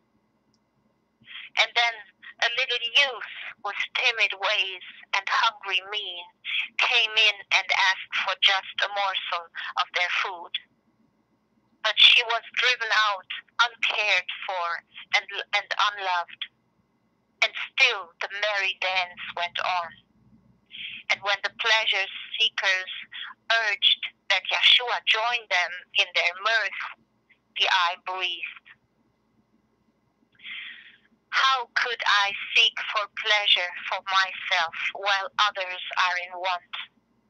How can you think that while the youth cry for bread, while those in hounds of darkness and blindness call out for sympathy and love, that I can fill myself to full with good things of life? I tell you, nay, we all are keen, each one a part of the great human heart. I cannot see myself apart from the poor blood of the earth that you so scorned and crowded to the wall, nor from the one in female garb who came up from the hounds of vice to ask for sympathy and love, who was by you so ruthlessly pushed back into her den of darkness, nor from that little youth that you drove from your midst to suffer in the cold, bleak winds of the night. I tell you, blood of the earth, what you have done to these, my kindred, you have done unto me. You have insulted me in your own home. I cannot stay. I will go forth and find that youth, that woman, and that man, and give them help until my life's blood all has ebbed away. I call it pleasure when I help the helpless, feed the hungry, clothe the naked, heal the sick, and spark good words, good showers of cheer to those unloved, discouraged, and depressed. And this that you call mirth is but a phantom of the night, but flashes of the fire of passion, painting pictures on the walls of time. And while the logo sparked, the white-robed priest came in and breathed to him, "The council waits for you." Then Yeshua stood again before the bar. Again, no shavor was breathed. The Hierophant placed in his hand a scroll, and on which was written philanthropy, and Yeshua was a victor over selfish self. Yeah, and so a Hierophant, I just want to comment on that real quick, because as we hear Hierapolis, it means the city of the sun, and so Hierophant, you see, I discovered the word from Nabsha when I read it backwards. I realized that was the original primary title of the sun, and it is Sharfan, in the Sharfan, meaning the sharp rays of light, the sharp fan. The fan is where the what is also known as the filthot or the swastika, the particles. It's a symbol of the light particles coming down to earth. So the Hierophant, there's the word where the word phantom comes from. Sharfan, the phantom, meaning like the great fire, the thing that would cause you to be afraid, the judgment of light. So Hierophant therefore means he represents the power of the sun. The fan is the power, and in Sharfan, then the Shar is royal, but Hierophant therefore means the power of the sun. He's the supreme guy. He's got the power of the sun, meaning therefore the illuminated. He's illuminated in that sense. So I just wanted to define that word a little bit, because I know it's a little obscure for most people, and it was for me for the longest time. So, okay, so chapter 52, y'all love? The sacred temple groves were rich in statues, monuments, and shrines. Here Yeshua loved to walk and meditate. And after the eye had conquered self, he talked with nature in these groves for 40 days. And then the guide took chains and bound him, hand and foot, and then cast him into a den of hungry beasts, of unclean birds, and creeping things. The den was dark as night. The wild beasts howled. The birds in fury screamed. The reptiles hissed. And Yeshua breathed. Who was it that did bind me thus? Why did I meekly sit to be bound down with chains? I tell you, none has power to bind the human soul. Of what are fetters made? And in his might the eye rose, and what the eye thought were chains were only worthless cords that parted at his touch. And then the eye laughed and breathed. The chains that bind blood of the earth to the carcasses of earth are forged in fancy shop, are made of air and welded in illusion's fire. If blood of the earth will stand erect and use the power of will, his chains will fall like worthless rags. For will and victory of light are stronger than the stoutest chains that blood of the earth have ever made. And Yeshua stood erect among the hungry beasts and birds and breathed. What is this darkness that envelops me? It is but the absence of the light. And what is light? It is but the breath of the great Elohim vibrating in the rhythm of rapid thought. And then the eye breathed, "Let there be light." And with a mighty will, the eye stirred the ethers up, and their vibrations reached the plane of light, and there was light. The darkness of that den of night became the brightness of a newborn day, And then the eye looked to see the beasts and birds and creeping things. It is true throughout all time, they were not. And Yeshua breathed. Of what are souls afraid? Fear is the chariot in which blood of the earth rides to death. And when the eye finds himself within the chamber of the dead, the eye learns that he has been deceived. His chariot was a myth, and death a fancy child, a fancy youth. But someday all blood of the earth's lessons will be learned, and from the den of unclean beasts and birds and creeping things, the eye will arise to walk in light. And Yeshua saw a ladder made of gold on which the eye climbed, and at the top the white-robed priest awaited him. Again the eye stood before the council bar. Again no shavor was breathed. Again the Hierophant reached forth his hand to enlighten. The eye placed in Yeshua's hand another scroll, and on this one was written heroism. The logo had encountered fear and all his phantom hosts, and in the conflict the eye achieved victory. Chapter 53.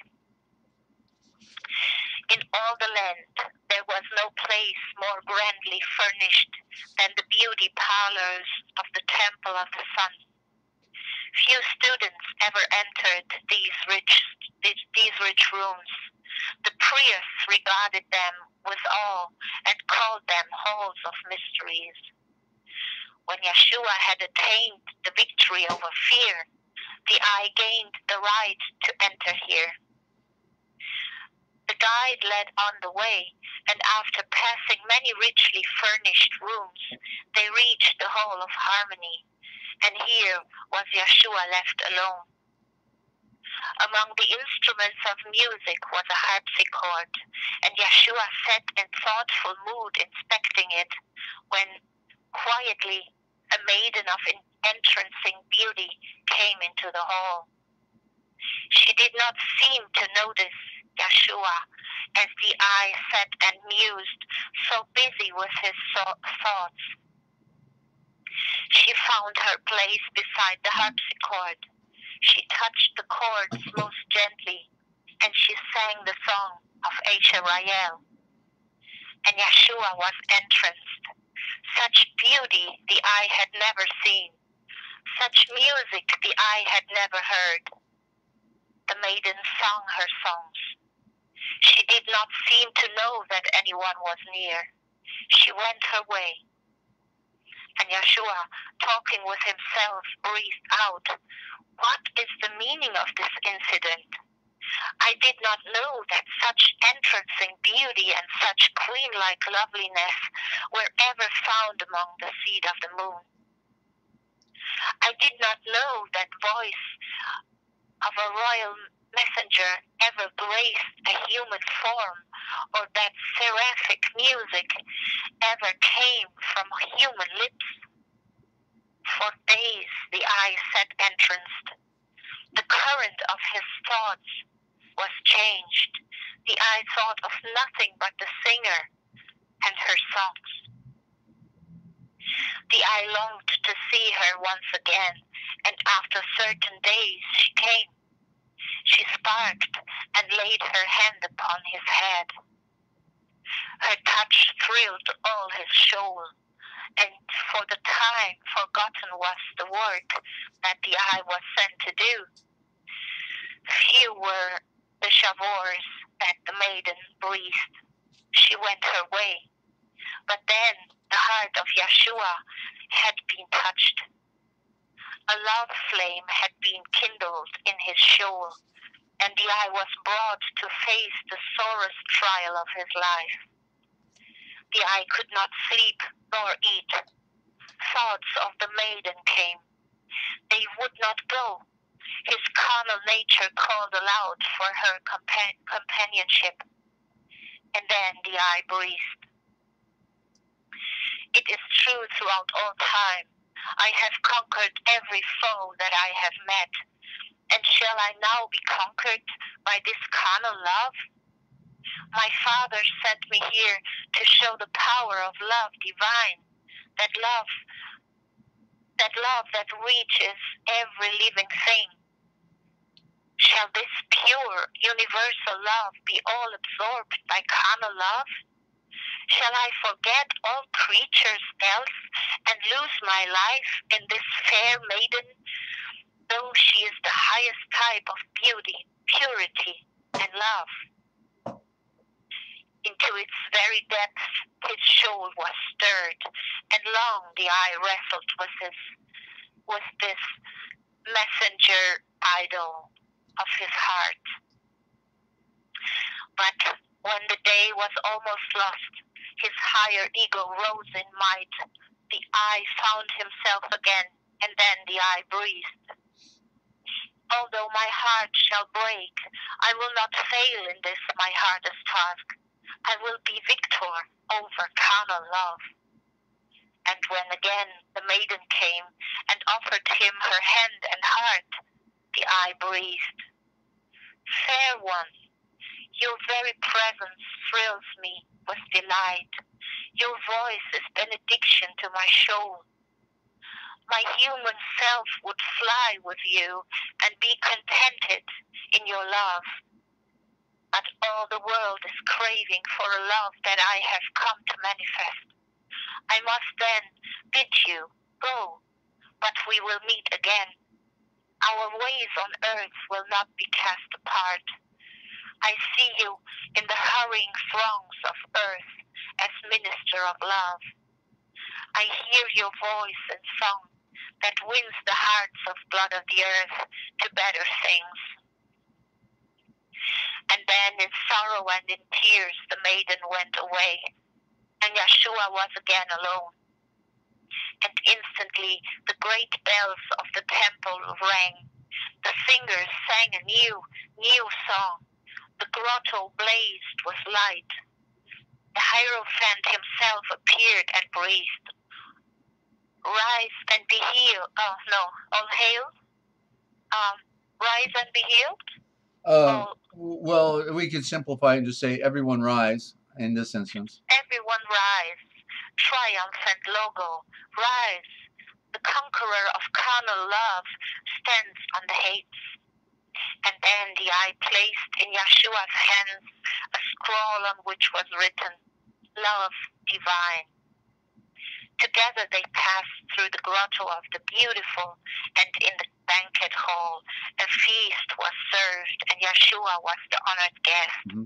And also, it could also, because of the looseness of original words, it could also mean rise for the healer. You see, another way of saying. Yeah, because he's in control of the word. He's in control of the vowels. Therefore, we don't know what the original was that he's taken it from. But I knew when I first started reading this work that it was an Aramaic document. The main evidence was like the pure breath. He used in here the pure breath for Holy Spirit, and also, or holy breath.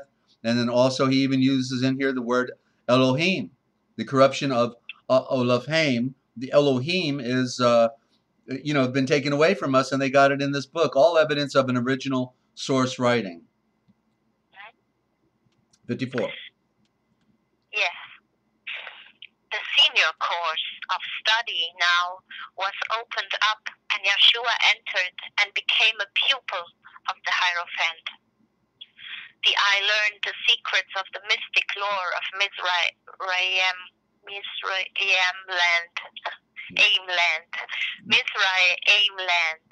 the mysteries of life and death, and of the worlds beyond the circle of the sun. When the eye had finished all the studies of the senior course, the eye went into the chamber of the dead, that the eye might learn the ancient methods of preserving from decay the bodies of the dead. And here the eye wrought. And carriers brought the body of a widow's only son to be embalmed. The weeping mother followed close. Her grief was great, and Yeshua breathed. Good woman, dry your tears. You follow but an empty house. Your son is not in it. You weep because your son is dead. Death is a cruel shavor. Your son can never die. The eye had a task assigned to do in garb of flesh. The eye came, and he did his work, and then the eye laid the flesh aside and did not need it anymore. Beyond your human sight, the eye has another work to do, and the eye will do it well, and then pass on to other tasks, and by, the eye will attain the crown of perfect life. And what your son has done, and what the eye yet must do, we all must do. Now, if you harbor grief and give your sorrows vent, they will grow greater every day. They will absorb your very life until at last you will be naught but grief. Wet down with bitter tears. Wet down with bitter tears. Instead of helping him, you grieve your son by your deep grief. The eye seeks your solace now, as the eye has ever done, is glad when you are glad, is saddened when you grieve. Go, bury deep your woes, and smile at grief, and lose yourself in helping others dry their tears. With duty done comes happiness and enlightenment, and gladness cheers the hearts of those who have passed on. The weeping woman turned and went her way to find a happiness in helpfulness, to bury deep her sorrows in a ministry of enlightenment. Then other carriers came and brought the body of a mother to the chamber of the dead, and just one mourner followed, she, a girl of tender years. And as the cortege neared the door, the youth observed a wounded bird in sore distress. A cruel hunter's dart had pierced its breast, and she left, following the dead, and went to help the living bird. With tenderness and love, she folded to her breast the wounded bird, then hurried to her place.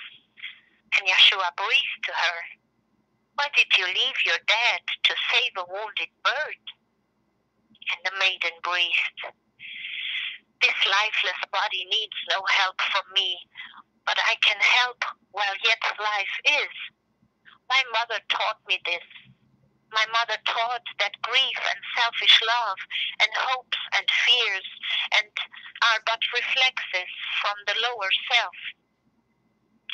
That what we sense are but small waves upon the rolling billows of a life.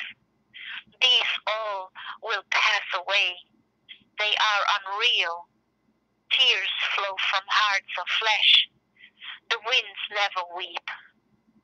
And yet spirit never weeps.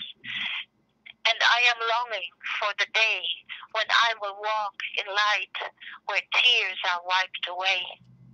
My mother taught that all emotions are the sprays that rise from human loves and hopes and fears, that perfect bliss cannot be ours till we have conquered these." And in the presence of the youth, Yeshua bowed his head in reverence. The eye breathed, "For days and months and years I've sought to learn this highest truth that blood of the earth can learn on earth.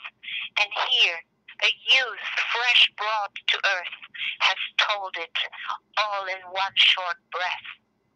No wonder David breathed, true and perfect Yahweh, our healer, how excellent is thy title in all the earth.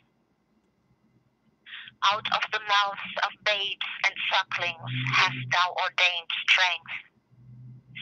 And then the eye laid his hand upon the maiden's head and breathed, I'm sure the enlightenings of my father, the great Olofheim, will rest upon you, youth, forevermore. And we're going to do 55. I just want to ask, because I've noticed the comments there. So Ash, have you, were you reading the original gospel prior to finding it being read on this program? It seems to me like you knew what these chapters were about. So I was just curious, have you read the Aquarian Gospel prior to our coming to our programming, or you just were reading it, you got the download?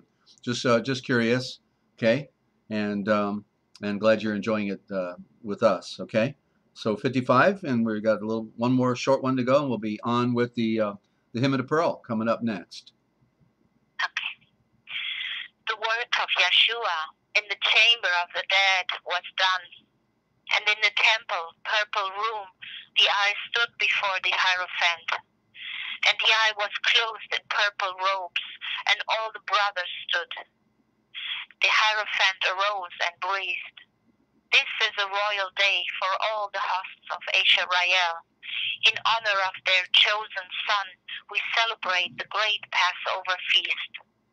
And then the eye breathed to Yeshua, Brother, most excellent of blood of the earth, in all the temple tests you have won out. 6 times before the bar of right you have been judged. 6 times you have received the highest honors blood of the earth can give, and now you stand prepared to take the last degree. Upon your brow I place this diadem, and in the great lodge of the heaven, of the throne of the sun and the earth, you are the Moshiach. This is your Passover rite. You are a neophyte no more, but now a mother star mind. Now blood of the earth can do no more, but the great Elohim himself will spark and will confirm your title and degree. Go on your way, for you must reach out with the star message of goodwill to blood of the earth and peace on earth, must open up the prison doors and set the captives free. And while the Hierophant yet sparked, the temple bells rang out. A pure white dove descended from above and sat on Yeshua's head. And then a voice that shook the very temple breathed, This is the Moshiach. And every living creature breathed, Let there be light. The great doors of the temple swung ajar. The Logo journeyed on his way, a conqueror. Let there be light. Let there be light, yes. And so if I get it right, Ashley, I'm not sure if she heard about it. I still didn't get that part. But anyway, she's enjoying it immensely. You got everybody's attention here with this reading. So she said, but both because read yesterday and I listened to her. Oh, okay. And I'm just listening and respond to it. Should I be quiet? No, the chat is here for everybody. So just glad that it strikes people, because it's ironic that this very powerful document, this great depth of wisdom that we're reading here, and not to mention the history, the real history of the time, is the people in mainstream Christianity basically are unable to appreciate it. They're been put under the spell and the mind control that there's only 27 teeny weeny little letters that belong to our major tradition, the most important tradition on the planet, by the one who made the entire universe, and that it's the best kept secret on earth. I just can't get over the craziness of this world. I was even deflected from getting it 25 years ago. I could have had this book 25 years ago. I wish I would have had it when I was a teenager. It's so inspirational. I needed this type of reading, and I didn't have the benefit of it. And so it's just the best kept secret on earth. But the good news, it's not a secret here, and we're sharing it every day with people because it is the most important legacy of Yeshua's entire life story. And he had a life, okay? And the other part that's not in here is when he went to Glastonbury, and he spent 3 years there, where he wrote this story with no doubt with his good buddy John Yalganon, the Levitical scribe, possibly Yaakov James, the seed of light, was with them as well, went on the journey. But for 3 years, they were there writing this entire story up until this. This next part as well would have been a part of it. But then he came after the next part, which is the Council of the Seven Sages of the World, where he goes to Alexandria, right on the Mediterranean water there, Alexandria, Mitzrayim, pseudo-Egypt, and he meets with Philo, his good buddy Philo, who wrote the classic works of Philo, 1,000 pages, the all-time definitive on our spiritual nature and on the Old Covenant, not to mention the true life in the Mashiach. It's all in Philo. So he's going to go hang out with the seven sages of the world in Philo in this next six short chapters. Then after that, he goes back home, and now he's ready to take on the occult priesthood of Jerusalem, the great pretenders. And so, Yalov, thank you very much for a great read, okay? And glad to have you. So we'll... all right. Well, anything else? No. You're... I want to get back in the chat to listen to you now. Oh, well, thank you. One thing I noticed here is on verse 9, when it says, go your way, for you must preach, which is reach out to the creation. Preach means reach out to the creation. The PH, symbol for creation, and then reach. Everybody knows what reaching is. So reaching out to the creation. The star message, that's gospel. The star message, and then it says of goodwill, but good is that milquetoast word again, right? Because so if it's the same good that we found in the creation in the book of Genesis in the very beginning, and it was good when I said no, it's Yaltzar, right? It's Yaltzar. It means the power of a star that goes round. So it could be go on your way, for you must reach out to the creation, the star message of the great power of light that goes round. You see, that's what it would have been saying, right? Not good, goodwill.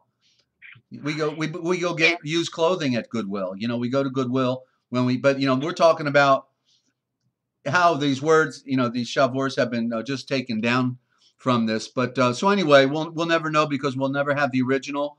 But it's worth meditating on because it all goes back to the light. That's what we find here. We are the children of light. We are the seed of light. We came from the light and we fell into darkness. And the whole objective is to wake up to who we really are, why we are, when we are, and where we are, and go back to the light. Bottom line, right, Yalov? Wow, yeah, that makes more sense, of course, and much deeper. A great power of light that goes around, of course. And we see it every day up in the sky, and nobody told us that its bearing and true nature, and that everything, our entire solar system, comes out of the sun, right? The best kept secret on earth. Wow.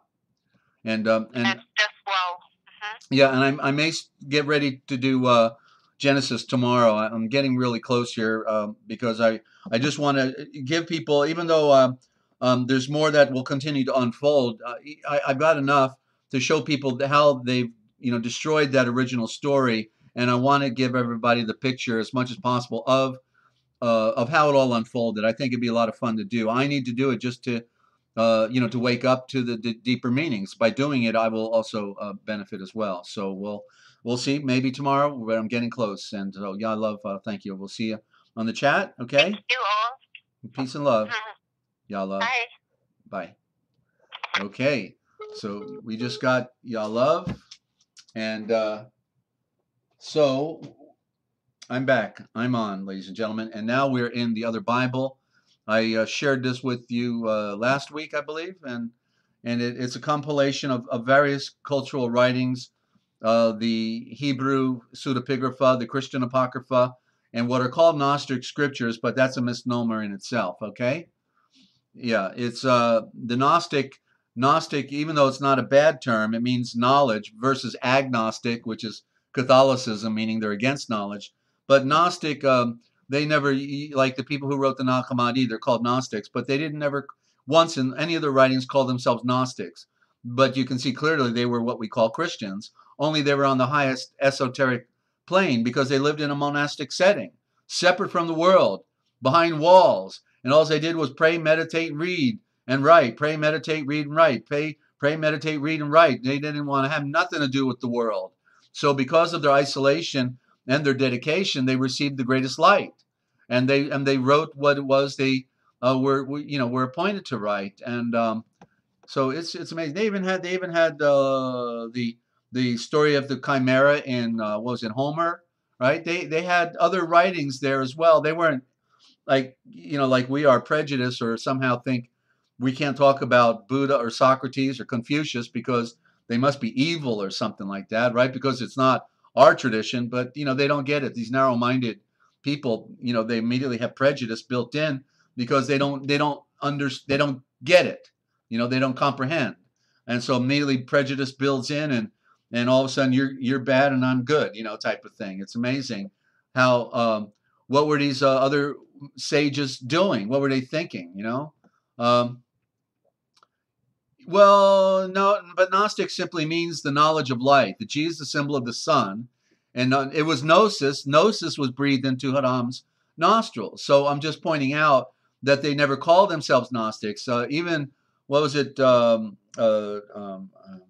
Polycarp or either Ignatius or Polycarp, he said that there's no other name whereby we can call themselves other than what has been given to us, which is a Mashiachim. Now we use Christian, but it was originally Mashiachim, meaning that's the Mashiachim is the title Messiah, the Mashiach, and therefore we become Mashiachs with the Mashiach. He's the great Elohim. We are the little stars, but if we're in his body, if we are one with him, then we become Mashiach with the Mashiach. Mashiach means one who's been gone through the water and the fire and has been lit upon fire, the anointing, with the anointing of fire. Okay? And so all of these things have been watered down, corrupted, and nobody gives the real, deeper meaning of these things. And that's the problem, okay? But that's why we're doing it right here, aren't we? So we've got to, because we have to know the truth and have the correction and be set free. Okay? So the Hymn of the Pearl, I'll do a little, I don't know how much of this introduction I'll read. It's not that long, but very often they built their prejudice right in here with their analysis, That's an interesting word, the analysis, the anal thinking of these people. Okay, so the Hymn of the Pearl is a fabulous narrative poem concerning the adventurous quest for a pearl. Although the tale was probably pre-Gnostic, and pre-Christian, it is in its present form, it has been furnished with details that clearly make it Manichaean. You see, so now they're going to define, how about it belongs to our Redeemer? Make it simple, right? That they got to give us all of this, hyperbole. And as Gunther Bornkamm argues, the young prince and savior is depicted as Mani himself. I never saw that, okay? Mani is another story of someone who corrupted, actually, the traditions of Yeshua, and he was ultimately sacrificed on a stake himself in India. So I'll move on here. It's a beautiful poem, one of the most attractive documents in, not Gnostic, in our Christian literature, for a better term, okay? Not Gnostic, comes from our tradition, it's our guy. On the surface, the poem is simply an adventure, but elsewhere in it are clues of the other meanings. After all, serpents who sleep with pearls in their possession, now that's a clue. You got to see those metaphors there. The serpent is sleeping with the pearl. Could that be you, ladies and gentlemen? The serpent sleeping with the pearl of great price, your mind. The minds are sleeping out there, aren't they? Right? Okay. And where am I? And after all, the serpent sleeping with the pearl in their possession cannot but have an allegorical dimension. The Hymn of the Pearl would be impoverished were one not to decode its symbols, which seem to be determined by their usage in earlier traditional tales as well as in other works, as the Pistis Sophia, that's the faith wisdom, and by consensus of most scholars, the main figures, the father, mother, and prince, form a trinity. He's always got to throw that word Gnostic in there, and he's obviously got an agenda. You see, the idea is to deflect your interest and to think, well, I wouldn't want nothing with Gnosticism because I hear nothing good about it. They, Dan Brown's book, The Da Vinci Code, and all that, and the Vatican's being taken over. The Vatican's been taken over. Vatican was never ours. How could it be taken over? They're bloodthirsty, child abusing, cult rituals. That it's an occult. It's Babylon, and so this is how the game is played. You see, let's talk about stuff like we're really, trying to dissect things here, and all they're doing is feeding you their papal bull. That's what's going on. But I'll continue here, try to make sense out of it. Equivalent to the Christian Trinitarian formula, they represent represent the Father of truth, the Mother of wisdom, and the Son, S-O-N, which would be the Son, S-U-N as well. The Son, who is Redeemer and Savior, is not Mashiach. However, see, now that's totally false here. It shows they can't even interpret the poem. However, or at least not primarily Christ. Okay, Hans Jonas. That's why it's worthless to probably read any more of this.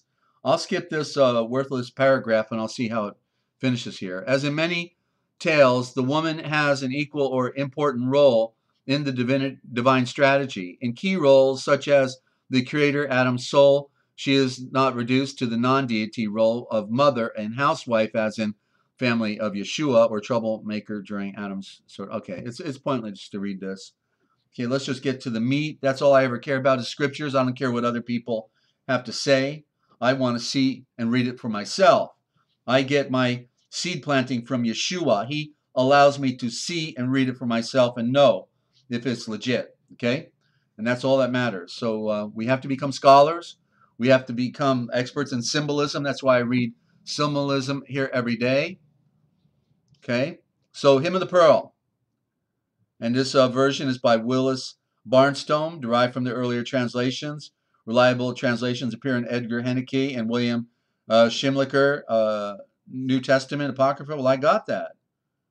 Pages 498. I wonder, wow, let me get that other one. Hang on. I've got that right here. That's where we've been reading the Acts of Thomas. So page 498. I want to see if maybe we got a better version here. 498. 498. 498. Come on. Here we go. Okay. This is interesting. A much better commentary in here as well. Is this a bigger part? Wait a minute. Wait a minute. Whoa, this is part of a bigger story, and I didn't even realize that. I missed that. Let me go back. Let me back up a little bit and see how much I got to eat here. This is a lot of food. Okay. Oh, whoa. It's part of the Acts of Thomas. This is in the Acts of Thomas that we've been reading. It's towards the end. I can't get over it. But it's okay. We'll get a preview then. And let me just compare real quick here. So when I was a child, I dwelt in my father's kingdom, in the land of my father.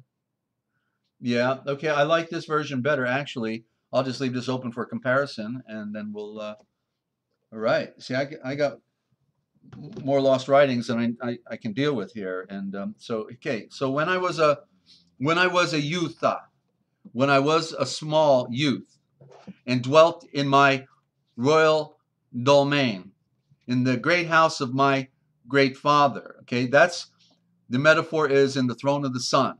Okay, it's already about knowing the story. Yeah. Okay, and I dwelt in the royal domain in the house of my great father, and enjoyed the wealth and luxuries. Realize in this essence right here, Yeshua is referring to himself as he has been spirit. He is the first atom, and he is within all of creation, but he is spirit in the essence, right? He is all things, and yet he is nothing, because it is all the illusion, right? He is spirit in the primordial. So this is where he's talking about, where he is serving Yahweh, the one who is 10,000 times greater than the entire universe itself. 10,000 times greater and more power, you see. Okay, so that's where he's at. And we're going to see how he comes to earth in this story. And I enjoyed the wealth and all the delight of those who brought me up, of the one who brought me up from the east in my homeland. Well, the east is the sun. That's the bearing. It's called orientation, the orient. That's the sun. In my homeland, in the light. That's his homeland. That's the garden of the atoms. If he's the first atom, well, guess what? The sun represents the collection of atoms that's beyond our mental comprehension, right? Beyond our mental comprehension. That's the sun. Of those who brought me up from the east, our homeland, my parents' provision. And by the way, east, if you put a B in front of it and an R, you get breast. B-R-E-A-S-T.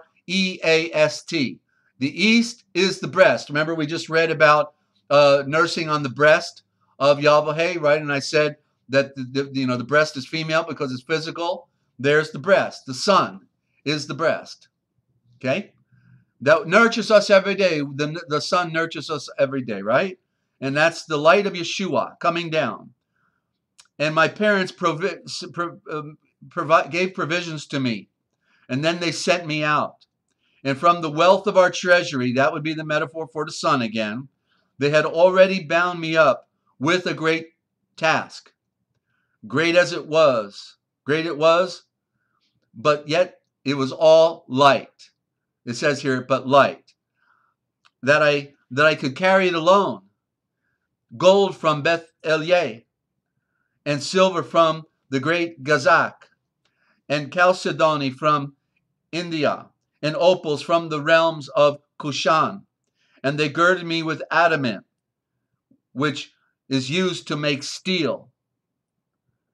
And they took off, interesting that the word Adam is in there, the adamant, which makes steel. And they took off from me the splendid robe.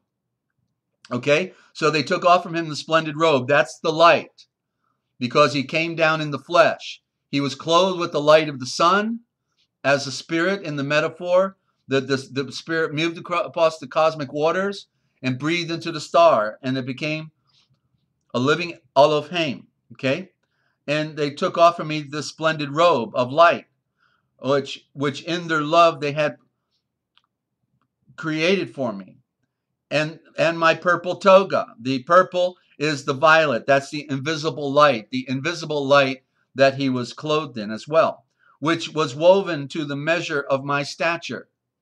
And they made me a covenant and wrote it in my heart that I might not forget. See, just like we're told the law is written on our heart, it was written on his heart, and he had to learn how to read it. Okay, if you go down into Mitzrayim, pseudo Egypt, and so Egypt here represents the earth, simply represents the earth, Mitzrayim, and bring one pearl, which is in the center of the sea. So go get that one pearl. Go find it. It's in the sea. I have to transliterate while I'm reading it to you because I want you to get the picture, and still the transliterations are poor. Okay, which is once you know what the story is about, then it gets a little easier. Okay, which is in the center of the sea. That's the sea of mankind. In the abode of the loud breathing serpent. In the abode, well, we're all serpents, aren't we? So this is our abode, the serpents. And you will put on again, but you will put on once again your splendid robe of light and your ultraviolet toga, which lies upon it. And with your brother, our next in rank, you will become the heir in our royal domain, the house of light. I came down from the east.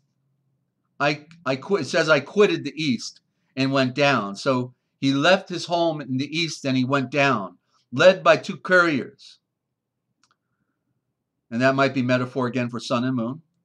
For the way was dangerous and difficult, and I was very young in order to travel this way. I passed over the borders of Messian, and the meeting place of the merchants of the East. And so that would have probably been India, because that's where they claim the sun rises first, you see, so he's playing on the metaphor. And then reached the land of Babel, Mesopotamia, and entered into the walls of Sarbug. And then I went down into Mitzrayim, pseudo-Egypt. And my companions parted from me. And I went straight into the serpent. And nearby in his abode I stayed, until he should slumber and then fall asleep, that I might take my pearl from him. And since I was all alone, I was a stranger to my companions of my hostelry. In other words, his family. But one of my race I saw there, a nobleman come out of the east, a fair and lovable youth, an anointed one, and that's probably who we call John the Baptist, Yelganun, the Alphabetizer, Tazar. And he came and attached himself to me, and I made him my intimate friend, my companion, to whom I communicated my affairs. And because Yelkanan was receiving those visions, right? And he was told who to expect to come to him. It's a question here on the context. I or he warned him. I warned him against the Mitzrayim and against consorting with the impure. But I clothed myself in garments just like theirs. That's the flesh. That they might not suspect that I was come from somewhere without to take the pearl, and so might weaken the serpent against me, so that I might wake up the serpent against me. And the serpent also could imply the priesthood as well. But from some cause or other, they perceived that I was not their countryman, and they dealt with me treacherously, and gave me to eat from their food. And I forgot that I was a royal Malak's seed. It says a king's son. The royal Malak's seed, only loved seed, and I served their king, their Malak. And I forgot about the pearl, for which my parents had sent me to take. And because of the heaviness of this food, talking about the earthly food versus the spiritual food, right? I fell into a deep sleep. Eating the dust of the earth would be the metaphor. And all this that befell me, my parents observed and were grieved for me. And a proclamation was published into our royal domain that all should come to our gate, the kings and chieftains of Parthia and all of the great ones of the east. Then they made a resolve concerning me, that I should not be left in Mitzrayim. And I don't know if this the kings and chieftains of Parthia, that they should come to his gate is the allusions of the three wise men, but it could be. And they wrote to me a letter, and every noble set his name thereto. From my father, the royal Malak of royal Malak, and your mother, the mistress of the east, that's the virgin light of the sun. And from our brother, my supporting power, and our son, that's the light. To you, our son in Mitzrayim, Egypt, greetings. Wake up and rise up from your sleep and listen to the burning shavors within the pages of our letter written upon your heart. Remember that you are the seed of royal Malak. See the slavery of everyone, the one of the many who you do serve. Remember the pearl for which you did journey into Mitzrayim, Egypt. Remember the splendid robe and think about your glorious ultraviolet toga, the secret light that shines, that you may put them on and deck yourself there with them again, that your royal title may be read in the the shulfars, the books of the heroes, and that your brother, our crown prince, be heir within our royal domain. And brothers may be plural. It may imply those who wish to go, because it said that we will be kings with him. We will be royal Malik with him, royal messengers with him. And the letter was a letter which the royal Malik had sealed with his own hand. That's Yahweh, the great father, against the wicked, the people of Babel. That's the earth again, metaphor. And the rebellious dark natures of Sarbug. It flew in the form of an eagle, the Malik of all birds, and flew, that's the royal messenger of all birds. It flew and alighted beside me and became all-encompassing speech, the voice, the spirit. And its voice and sound of its rushing, I could hear. And I woke up and I stood up from my sleep and I took hold of it and I kissed it, broke the seal and I read what it breathed. And even as it were engraven in my heart were the burning shavors, the royal flaming sword of fire of the symbols that were written therein. I remembered that I am the seed of a royal Malik, a perfect seed, only loved, and my noble birth asserts itself. I remember the pearl for which I was sent down to this lower plane. I began to cast a spell, and a terrible, loud breathing serpent, or to cast a spell may be just that he began to spell and to recount on the terrible, loud breathing serpent.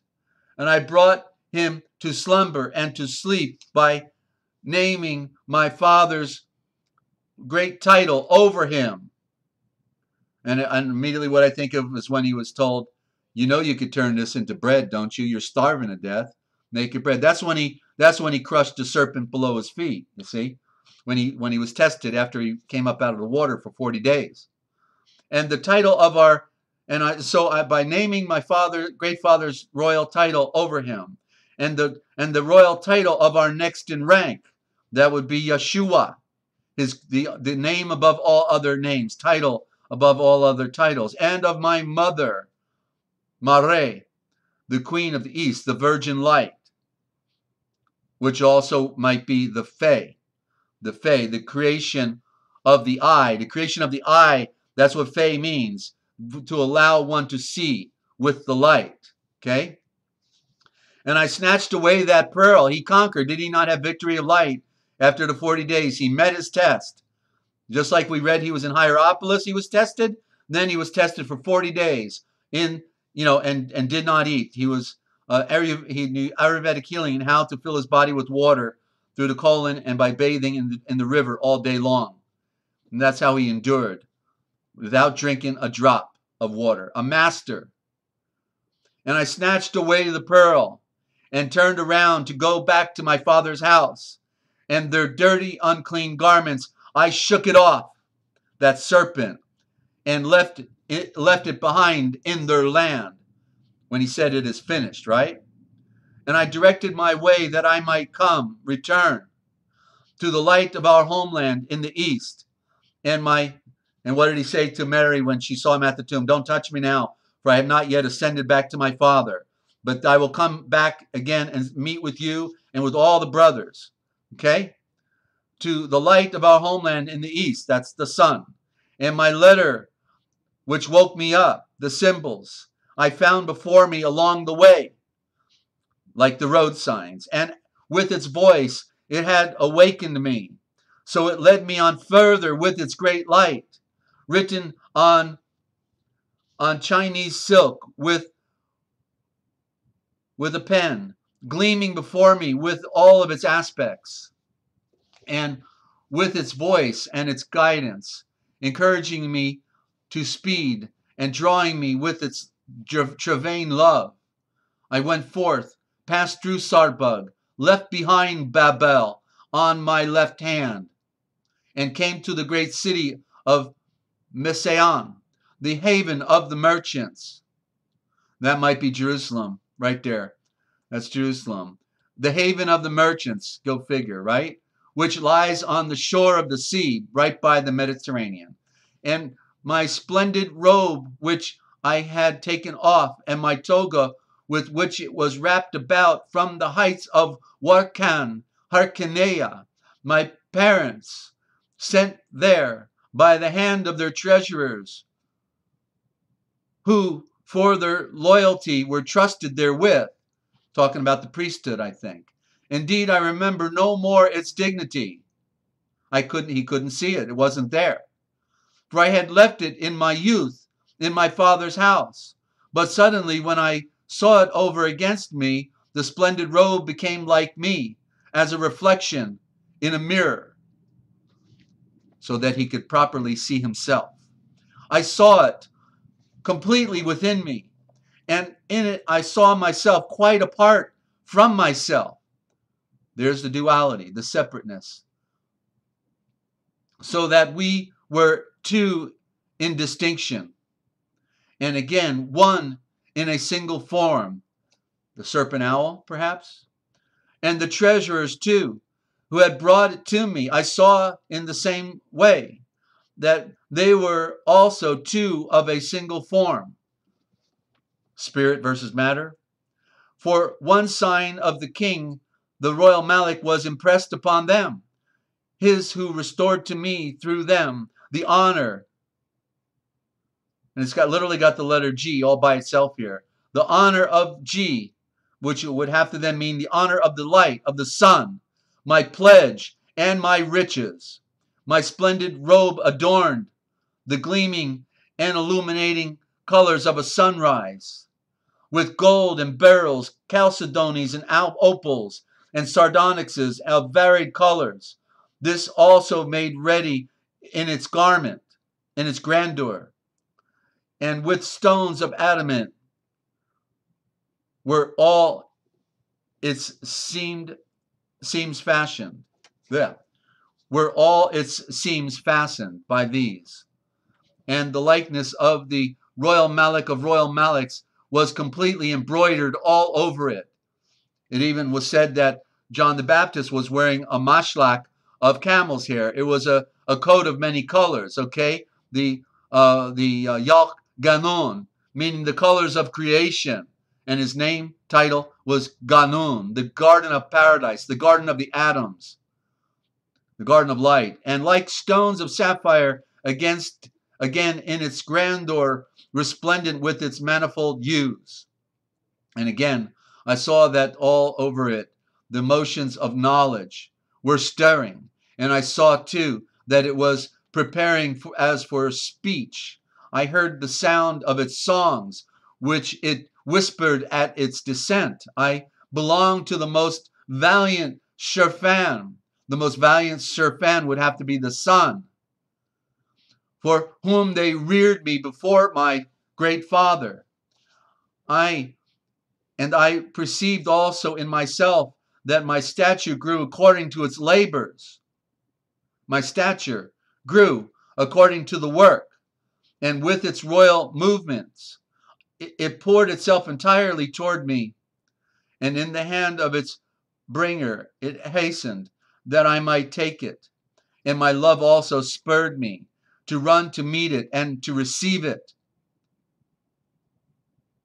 that pearl of great price, the victory of light. And I stretched out and I took it. With the beauty of its colors, I adorned myself, the colors of the rainbow. In my toga of brilliant colors, I drew completely over myself the light. I clothed myself with it and mounted up to the gate of greeting and homage. And I think he mounted up when he rode into Jerusalem, riding the colt behind the ass. I bowed my head and paid homage. The splendor of the great Father of light, who had sent it to me, this robe, whose commands I had accomplished, as he also had done what he promised. And at the gate of his satraps I mingled among his great ones in Jerusalem. For he stood up in the light over me and received me, and I was with him in his royal domain, the great house of the sun, and with the sound of the organs, all his serpents gave praise. Servants is serpents. And he promised me that to the gate of the royal Malik of royal Maliks I should journey with him again, and with my gift and my pearl of great price, and with him again appear before my royal ruler, the Malik.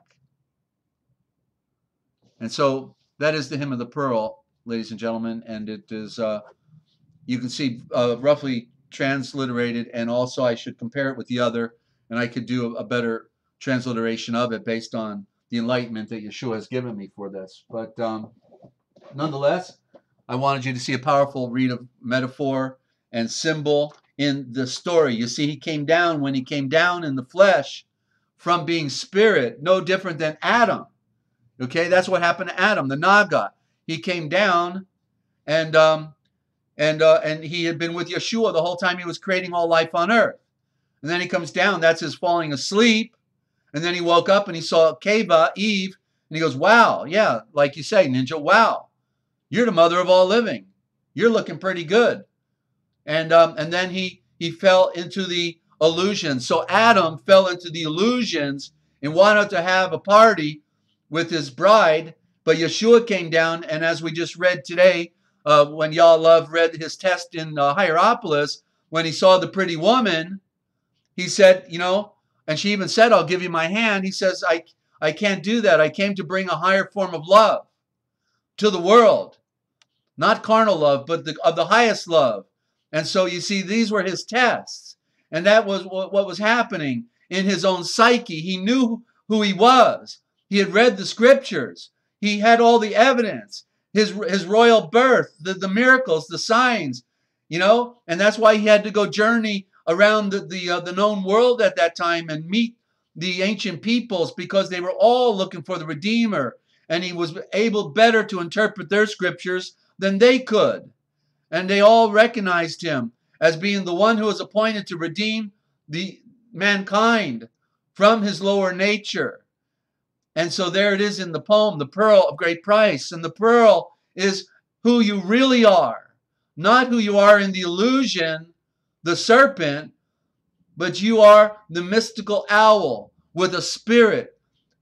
And you have to transcend. The bird transcends the world. The serpent crawls on the ground.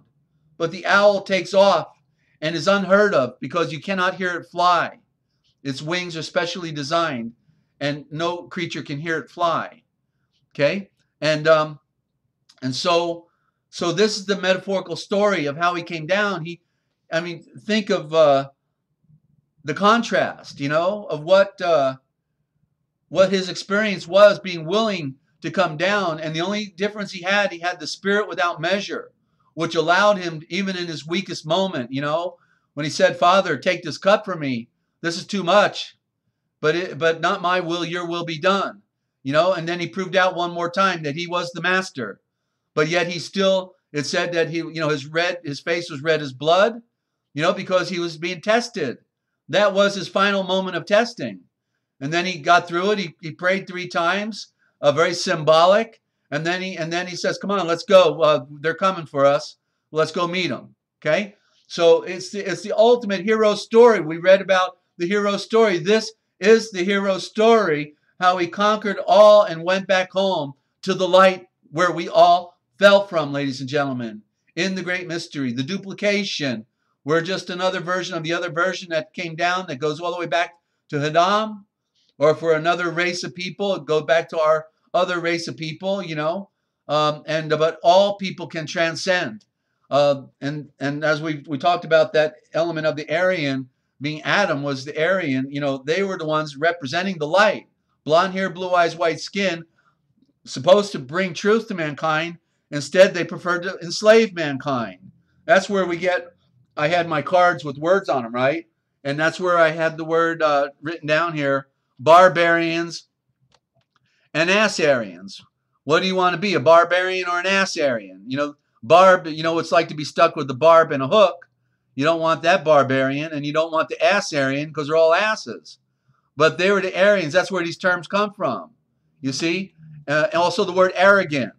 Okay? So it's about the Aryans and what they did to our world. Even we see them in the Jews today. The Khazar Jews are Aryans.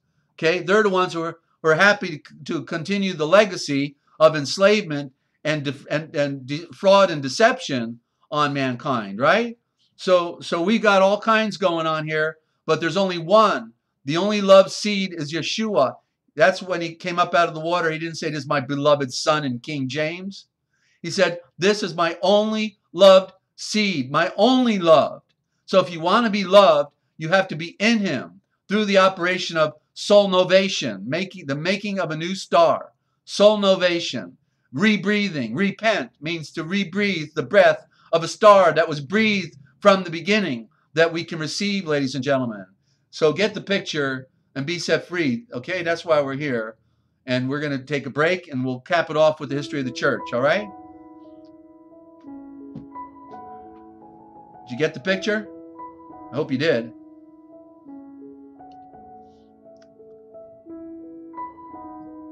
Still waiting for that phone to ring. One day, I know you'll call in. Okay. People still trying to figure this out. It's what they didn't want you to know. You know it.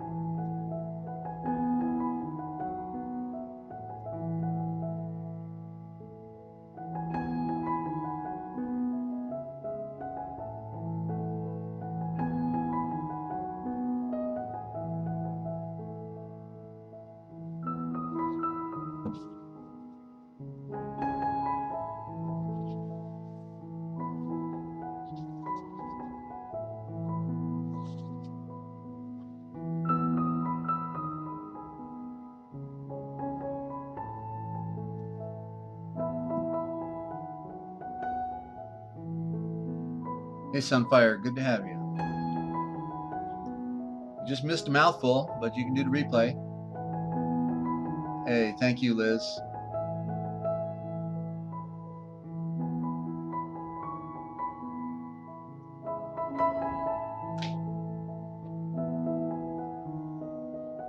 If y'all weren't there, I wouldn't be here.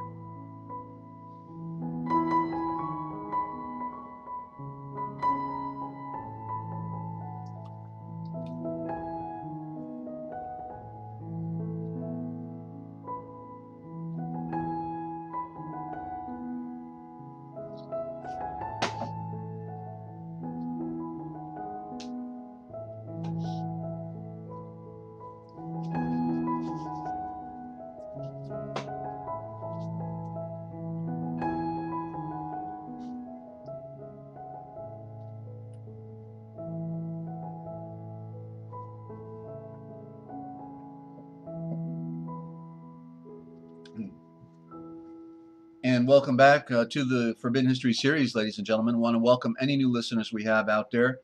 Love to hear from you. And by the way, if you want to get a copy of the Real Da Vinci Code Etymological Dictionary, I produced in 2011, 300 pages, 8.5 by 11. It's like 4 dictionaries in one, plus a Pictionary, and a whole lot more. Or the Book of Wisdom, which is the book of wisdom written by Joseph of Arimathea, the great uncle of Yeshua, the greatest book of wisdom ever written, 20 chapters on the true spiritual nature of our being, or the Original Thought Transliteration Project, the sample of the original gospel, with the 100-page dictionary, the most contemporary dictionary behind that. Okay, and thank you, Martha. You're welcome.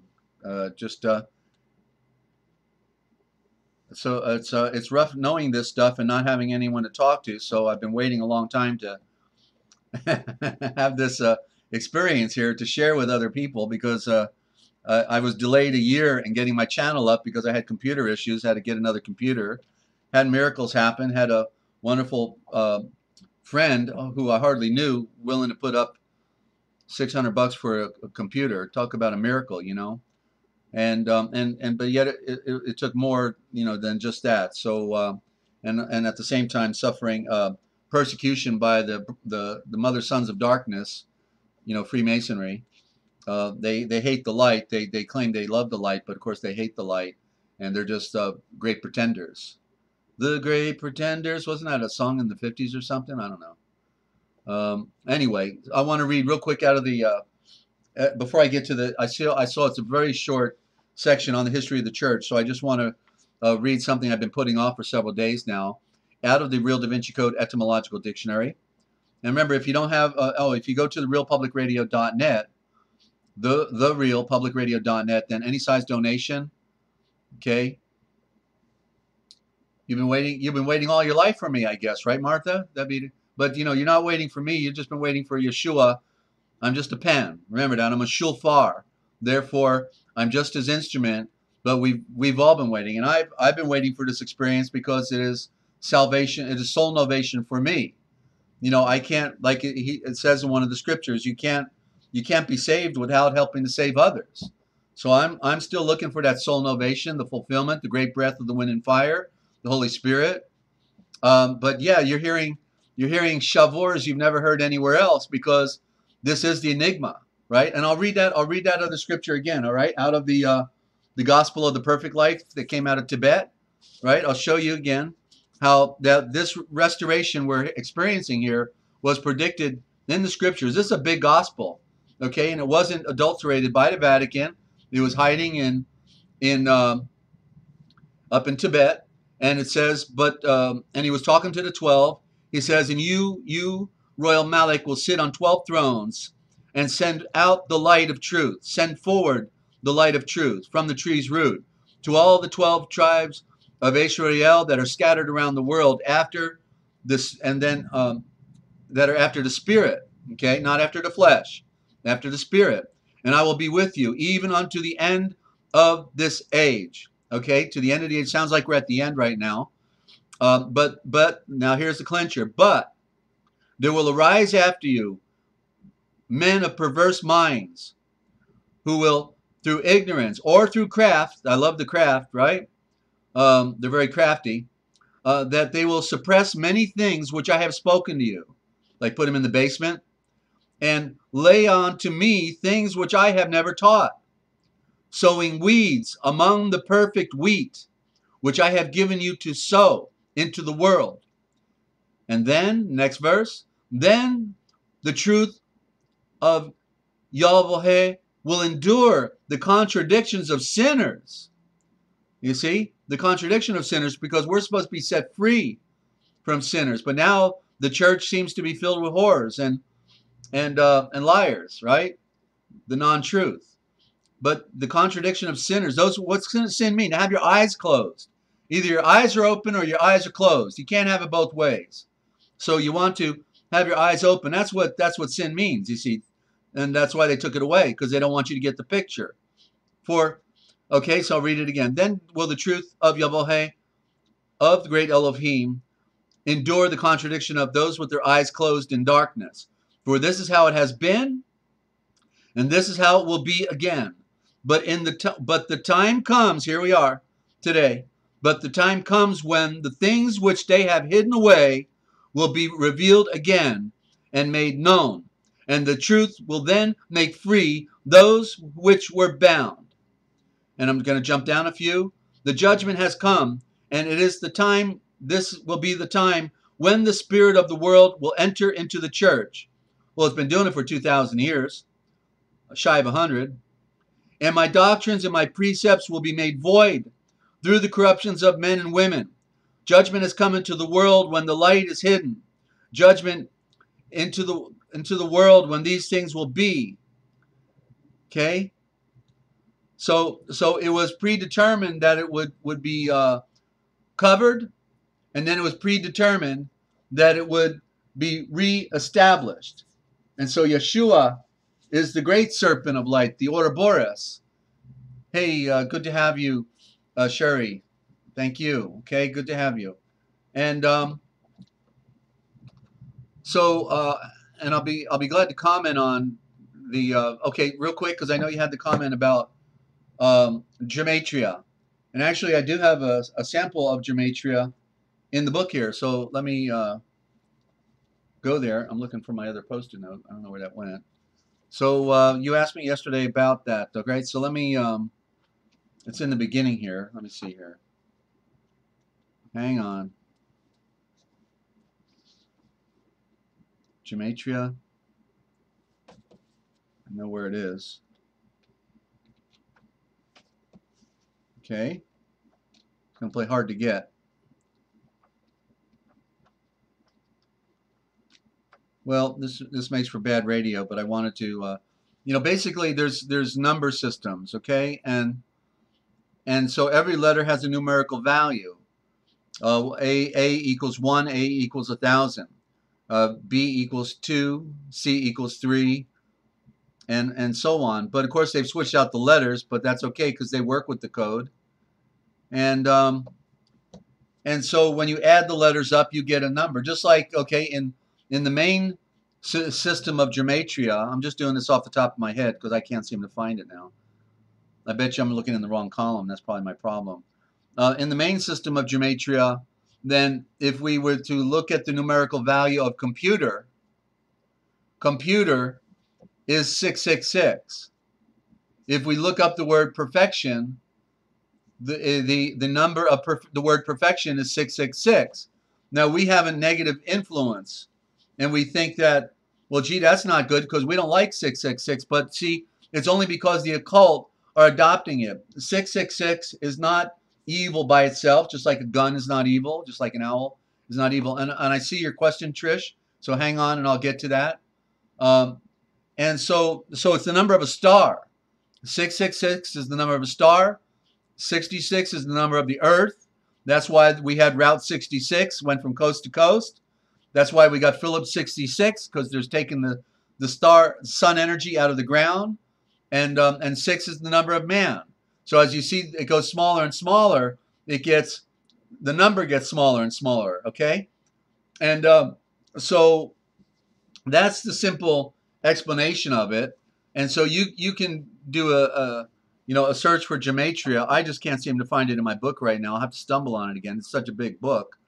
Okay, so that's a little splice there, Sherry, and I hope that helped you out. Okay. And I'm sure you already knew something about it. And so Trish has a question here. Today has humbled me to the point I forgot to breathe at times. Thank you. And when Yah Love reads chapter 53, read chapter 53, I think it answered one of the biggest mysteries I always wondered. Okay. Well, outstanding. I see some of the friends were touched here today, and I'm so honored to be used by Yeshua to share with such wonderful people. Okay, so hats off to all of you friends and ladies and gentlemen, and you all give me life, okay, to be able to share. It's been the hardest thing to be able to convey what I've been shown all these years, and not until this point has it really been able to be set free to come out like this. All right. So custom and usage is just a little sample of the dictionary, because maxims of law, maxim of living are universal truths. They never change. You see. And so I just wanted to read some custom and usage I put in here. Maxims. from the beginning of time, peer into the keyhole of time. And by the way, it's a maxim, an Aramaic maxim that says custom is the fifth element in the universe. Custom is the fifth element in the universe. Thank you, Trish. Okay, so custom, in other words, that was what the law of nations was all about. We respected everybody's differences. You know, we respected. We didn't. Now nobody's custom is respected, right? Nobody. You got to do what we tell you to do. You stand in line over here. You know, take off your clothes or bend over or whatever you got to do. You know, just push us around. Right? They don't care about your spiritual tradition. They don't. You're a chattel property. You get over here in the cattle stall and go through the chute because you're next, Bubba. You see, they've destroyed custom. They've destroyed our integrity of our world. When the ancients had a very mutual respect for each other, unless they were coming after you to kill you, of course. But you know what I'm saying. That customs, they respected other customs. That's the way it is. You know, it was supposed to be. So anyway, time and place. Even if you don't agree, you know, even if you don't agree with it. So what's the maxim for time and place? In those things which by common right are conceded for all, the custom of a particular district or place is not to be alleged. That's 11 Coke 85. On the abuses. The things that are done all contrary with the custom and usage of our ancestors neither please us nor do they appear right. That's an ancient proverb. Order and truth. All order is based upon real truth. So the only way to get back to true law and real order is to return to the real truth. That's a Chinese proverb. That's what we're doing right here. Real truth. I'll read that one again. All order is based on real truth. Order is based on real truth. Putting everything in order. So the only way to get back to true law and real order is to return to the real truth. On reason, reason is the formal cause of custom. Reason is the formal cause of custom. Why do we do things, right? I do it because I have to do it. It's my spiritual tradition. That's Black's 992. Regarding privilege, custom is more powerful than grant. Okay? Custom, because it's from ancient time. A grant is made anew. That's Black's 907. Beyond the common law, a custom grounded upon a certain and reasonable cause supersedes then even the common law. Let me try that again. Okay, regarding custom. A custom grounded upon a certain and reasonable cause supersedes then even the common law. Just as long as you don't hurt anybody else with what you do. Okay, that's the bottom line. That's Broom M919. Custom and law. Custom is another law. Okay, 4 Coke 21, not to be trampled upon. The law. Custom is observed for law. That's County Little 113. Strict adherence. A custom must be strictly observed. That's Jenkins Centuries 83. Penalties. Custom cannot be drawn into consequence. Black's 256. An example of that would be like, you know how those certain Christian people don't want to bake a cake? They own a bakery and they don't want to bake a cake for a homosexual couple that comes in, right? And then all of a sudden they're being sued and they're going to lose their business and they're going to pay $100,000, right, to the court, right? Well, custom cannot be drawn into consequence, meaning that if your spiritual law tells you you can't participate with certain things in society, that's a law, and it supersedes, it precedes the statutory code, rules, and regulations of the foreign British corporation fraud on America. You know? So custom cannot be drawn into consequence, and nobody talks about that, you know, when they go to court. It's a slam dunk when you know the truth and how to deliver it. The truth is based on affidavit, number 1. Truth is sovereign, number 2. Okay, the true nature of custom. Custom is the fifth element in the universe, Syrian proverb. The origins of custom. A custom of the truest antiquity is to be retained. 4 Coke 78. The due respect. The custom and the manners of any place is to be respected. 6 Coke 67. So you come into my home, you do this or you don't do that because it's not my custom to do this or don't do that. We respect each other's home, and so in my home we follow the laws of Yeshua because it's not my home, it's his. Okay, respect in prosecution and conviction. Custom can neither arise from nor be taken away by virtue of a wrong or an injury. Law 340. And then what came to mind is CPS. Look what they do. You want to you want to homeschool your babies, you want to tell them the truth, you want to read them scriptures. All of a sudden you got CPS coming down on you because they're from the black occult witchcraft of the basement, And so it's amazing the world we have. Respect the preservation of custom. 2 more. That which is not preserved is destroyed. So it's important for us to preserve the sacred truths that we follow because they will be destroyed. That's right, Mimiu. And strife, the one who first committed the strife is responsible for the strife. Okay? So whoever came creating a problem, no matter what happens after that, even if somebody dies, they are responsible for the strife. Okay? Custom and custom law maxim. See, custom, usage, and tribute. These are proverbial truths that never change, ladies and gentlemen. Okay, and so I got a couple words that they killed, so I guess I should do that real quick. Okay, the Great Pyramid, which we call the Giza Pyramid, is a cover word because it is the pyramid of the horizon. Why? Because it gives all the dimensions of the earth, the distances to the sun, gives us pi, it tells the story of our creation in numbers in the Great Pyramid, which is the horizon. It's the horizon because it means that we see beyond. It means to see the horizon means to see beyond the horizon. Okay? And so it's powerful. The Great Pyramid was made by Yahweh, designed by Yahweh, made and or supervised by Shem, who is Melchizedek, the royal Malek. Okay, before the flood, because it was to be a landmark, a reminder of the great flood that occurred in that area, the Mediterranean Sea, the great flood, the sea in the middle of the land. They didn't teach you this in school, did they?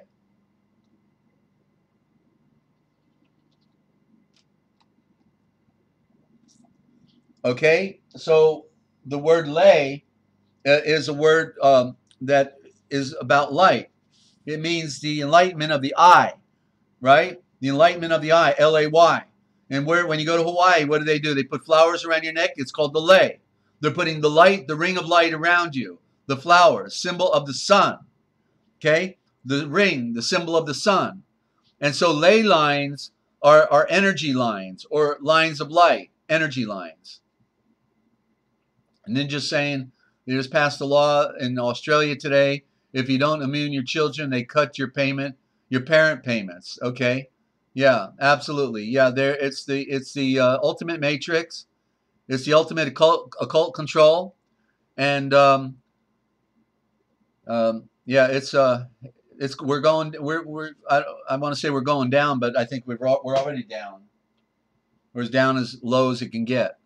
Okay, rest is an abbreviated term. If you write down rest, R-E-S-T, the R is the symbol of royal, and E-S-T is east. So rest is the royal east. Well, that means going back to the sun. That's what we were talking about earlier. Going back to the sun. The royal east. That's where the rest is. The rest is in Yeshua. He says, you have ceased from your own works. Enter into my rest. Okay. Very good. Very good, Sherry. Glad to have you. Okay. And so the words day, D-A-Y, die, D-I, as in a die cut, meaning two halves, a die, sect, to cut in half, and dial, D-I-A-L, all derive out of the original word dayal, D-A-Y-A-H-L-L, okay, D-A-Y-A-H-L-L. And so there's the original word for dial. And so what is it's a big dial. It's the sun and the moon. That's the big dial. The two L's, the LL, one represents the sun, one represents the moon. There's your symbols of the two columns of sun and moon in the dial. LL at the end, that which goes round. Okay, I'm trying to give you some pictures here so you can see and read it for yourself, because once you know the meaning of the symbol, you will not forget. Ladies and gentlemen, you will not forget. Okay? That's the idea. Remember what I read yesterday about the symbol, that the letters. What did I read? You know, let me go back in there. Hang on. Just that one paragraph. For if everything had not come from him, then he revealed it as knowledge that is. For if his will had not come from him, then he revealed it as knowledge that is in harmony with the expressions of his will. That is, knowledge of the living book. That's the knowledge of your mind, the owl, which he revealed to his new creation. That's you. If you're becoming new, a new star, you are the new creation at the end. The end when he said everything is finished in this final age of light, the golden light. By his symbols, it literally says letters here, by his letters. But letters are symbols, original thought. And okay, so by his symbols, he showed that they are not merely vowels and consonants, so that one may read them and think them devoid of any deeper significance. Rather, they are symbols of truth, symbols of light. They speak and they reveal themselves in the great mystery. Each letter is a perfect truth, like the perfect book that he gave us, our mind, for they are symbols written in oneness, in harmony, written by the great Father of light. They are seeds of light for the new creation, you, so that by means of his symbols they might come to know the great Father of light, who is invisible yet all around you. You see him and you don't see him. Somebody, you know, I mean, I'm speaking euphemistically, of course. I don't mean anybody specifically. I'm just, you know, I just dropped my books. Hang on. Ugh. Okay, so everything, it said everything was good, but everything was Yaltsar. So I want you to see the code of the symbols in the word good. Write it down, G-O-O-D, because when it said everything was good, it was telling you the truth in the cover of a lie. The G-O is the first part, and the O-D is the second part. The G is the symbol of the sun at the beginning, and the D in good is the symbol of the moon. Why? Because it's symbol of death, darkness, doom, destruction. So it's the mother goddess of the occult. And then the two O's in the middle, therefore, are representing what the G and the D represent, being two circles in the sky, sun and moon. The two columns, the two circles in the word good. That's why they use the word good even when it's milk toast. You know, what's good? How about let's talk about perfection, right? Perfection, that's different than good. That's being whole and complete. Good means, well, I think so. You know, it's an indefinite. So good replaced the word Yaltsar, which means it is the power of the star that goes round. All creation is the power of the great atom in the sky. You see, it is so, it's amazing, you know. Yaltsar. Okay, you need me to spell it? All right, here we go.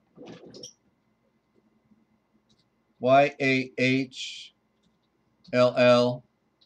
apostrophe T-Z-A-R. There you go. Yaltsar. Those are the original Aramaic letters, okay? That's the revealed symbol. They knew nobody could interpret it, so now they gave us the perfected letters to Kabbalism, you know, because they say, hey, nobody's going to get it, so let's just spell it the way, you know, let's use the capital letters now. They're perfect symbols. We perfected them, and, you know, we always used to slant them and turn them upside down and slant them and do this to them and stomp on them, and then nobody would ever be able to want to read that stuff. But now on our modern day alphabet and the driver's license, we'll use these perfect letters and nobody will get the meaning. They are breathing, telling a story. If you can just learn the symbol, ladies and gentlemen. You're welcome, Martha. Okay, so Yaltsar versus good. This is what Yaltsar means. The power and perfect produce of the great star that goes round. The power and perfect produce of the great star that goes round. Giving credit to the light. Giving credit because everything came from the light. They don't tell this anywhere, do they? Like this. I'm telling you. We've got to see things like we've never seen. So Isis, okay, the original word for woman, like in the Septuagint, the first to ever come out of the Hebrew is Issa, I-S-S-A. We see it in Mitzrayim, Egypt, as Isis, I-S-I-S. They're the same word, a different way of producing the letters. Yeah, you've seen me type in the chat before, I know. That's it's because I can't spell Pig Latin anymore. And then I can't remember how to spell the Pig Latin at one point either. But anyway, so Issa and Isis is a cover because the I is a corruption. Letter I is a corruption. We take it out, and so what is the word for woman? It is A-S-H-A, Aisha. There's the woman, and it's still on the map today, but they spell it what?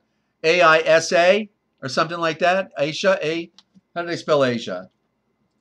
A-S-I-A. Yeah, A-S-I-A. It doesn't even sound like it looks, right? They got the S-H sound, but there's no H. Aisha, and there's no I. You see how they corrupted it? And there's another corruption on Issa and Isis, but it is Aisha, A-S-H-A, and it reads frontwards and backwards because the woman in nature, is also still represented by the Ouroboros and the serpent eating its tail. That which has a beginning has an end.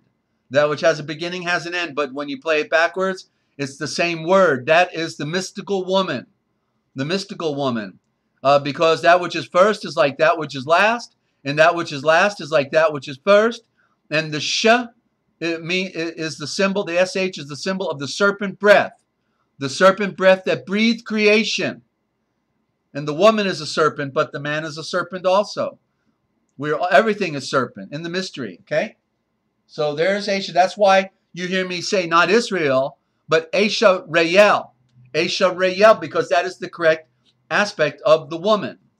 Isaac, therefore, would be, which is spelled I-S-A-A-C, talking about two powers, the yin and the yang, the male-female. It represents the blind flesh. Isaac, that's why he was blind. Remember, he was blind at the end of his life. And then when he told Esau, which is Aisha, to go out and get him some venison and get the blessing. And then, Yaakov, the seed of light, his mother told him, representing the Fae, said, go disguise yourself and go to your father. And what did Isaac say? He said, come here, my son. And he smelled his coat. And he says, oh, the smell of the field. Let me touch your arms. Oh, the hairy Esau. Okay, but yet, wait a minute. But it is the voice of Yaakov. So he admitted that it was the voice of Yaakov and allowed for the deception. There's your duality again. You see, the true versus the false. He was wearing a disguise, just like Jesus is wearing the disguise of Yeshua. You see, Jesus is the healing Zeus, the great god of the Greeks, also known as Jupiter and Jove, by Jove, and Jehovah improperly being connected with Yahweh. You see, so Isaac is blind, and so what was his name? Aisha Yak. Okay, because he's carrying the title, and therefore he's going to give it to his son, and that's the name Esau. Esau was Aisha. But what happened? He lost his title, and then when Jacob is coming back, He wrestles with the royal Malik all night long, and he says, give me something. And what does he give him? He gives him the title of Aisha. Why? Because he received the inheritance from his brother for a bowl of porridge, and then he got the blessing secretly from his father over him, and he became Aisha. What Esau was supposed to be, Jacob became, you see, the royal woman. Royal woman. And we got questions here? You're welcome, Mew Mew. And you can't spell or type. That's okay. I can't either. Aisha backwards. Yeah, it's always SH. The S is always in front of the H. So when you spell it backwards, it doesn't mean you flip the H and the S. The SH is always that way, you see. Yeah, the serpent is the S, and the breath is the H. The breath is the H. That's right. You got it, Martha. Okay. And so running out of voice here. We're almost done. I got a couple more cards. Just up and backing up on me. I had a downtime this week, and I just want to play catch up here. So pi, P-I, okay, which they call pi, you know, like the half of the circle, the pi, which is an infinite number. Interesting that it is. But pi is the Phay, P-H-A-Y. That's not the pi, it's the Phay. It's the woman who's divided in half. You see? Half is darkness, half is light. It's all the woman. That's what they're talking about when they say the dark side of the moon. You see? Or the other face of the moon, because there is no dark side. The dark side is the nature of darkness. It's given us light in the darkness, but there's an occult that follow it ritually and want to drink your blood and have you on the sacrificial altar, okay, and eat your flesh, or put you on the front line of a phony war somewhere, so because they don't like you, they don't need you around. They love murder and mayhem. That's the Canaanite culture. Serpent cult, another serpent, the black serpent. So pi is Phay in an irrational number. The decimal goes on forever. Okay, that's creation, is it not? That's creation. The decimals go on forever in the Phay, in the pi, in this divided world. There's two worlds here. There's a dark world and there's a world of light. You can't have them both. You can only have one or the other. That's the great mystery of creation. And meter, the word meter, we find it in the word miter. I found it interesting because, you know, like in Europe, they use the meter. In America, we use the Egyptian inches, right? Yeah, Frey is the most original, Martha, the P-H-R-A-Y. And in Babylon, she's known as Freya. Freya. Okay, so there's, yeah, and Fay, F-A-Y, correct also. 9F Elohim. Wow, okay. I don't know what the 9F is, but, oh, Mom of Elohim. Right, there you go. Okay, so meter is miter. And so meter, there was more to this, and I can't remember what it is now, but it means the power of vision, the power of seeing. Mitor, M-I-T-O-R, is a way you could spell it, but you note the Pope wears a mitre on his head. He calls it a mitre, and it means the power of seeing, because they call themselves the all-seeing eye. You know, they claim to be the eye. They put out the light of the sun. They want to be the eye. And Santa is feminine, but so it's the woman. Therefore, Santa Claus is really the hidden woman, and having a party all stained in blood from the Feast of the Saturnalia, when they had more blood sacrifices of Christians and their enemy than any other time of year, because the earth was dying for 3 days. It stayed in the grave in the longest days, the shortest days of the year, December 25th. Okay, with the 2 days either before or after. And so Santa is Zenta. Zenta. And so Z-E-N-N apostrophe T-A. And it means the highest of reverse creation. That because T-A is a reversal on the alphabet instead of A-T. It means the highest of a reverse creation. There you go. That's the occult. It's the highest form of a reverse creation. I have to add the word form. Okay? And that's why the word Bible in the Greek is ta biblos. Because ta biblos means reverse book. Because they reversed everything. And Zenta, as in Santa, means the highest form of a reverse creation That's what they did to us. Yeshua was never born on December 25th. He was born in September, October during the Feast of Booths when the sheep were still out in the field. Okay? And Yiddish is Khazarian, and it's Yudish. Okay? There's the Yud, which goes back to Yudah, and it means the knowledge of the woman. So the Yiddish are who claim to be, Israel, but they're not Israel, are actually, by the very terminology of their culture, Yiddish means the knowledge of the woman. They're serving the blind goddess, okay? And they know she's blind, and they love it because that means they can have a party. And I just saw an interesting documentary where back around 1500s, they declared that they had a declaration by their head Jewish rabbi or whatever that they can go out and do what they want. In fact, the more evil they do, the more their goddess will love them. That's what they were told.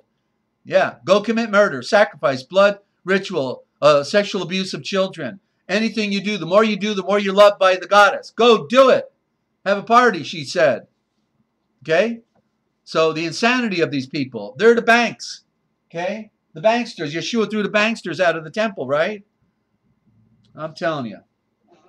So now we are at the close here, ladies and gentlemen, and I just felt that on Sunday in particular, I know everybody likes to be dedicated to more spiritual thought, that I just go a little over today and try to knock it out as much as I could. And now we're in the history of the church by Eusebius, a real short hop and skip and jump here, and we are done. And it's been so great to be with all of you. Y'all bring it out of me. You know that, right? I couldn't do this without you.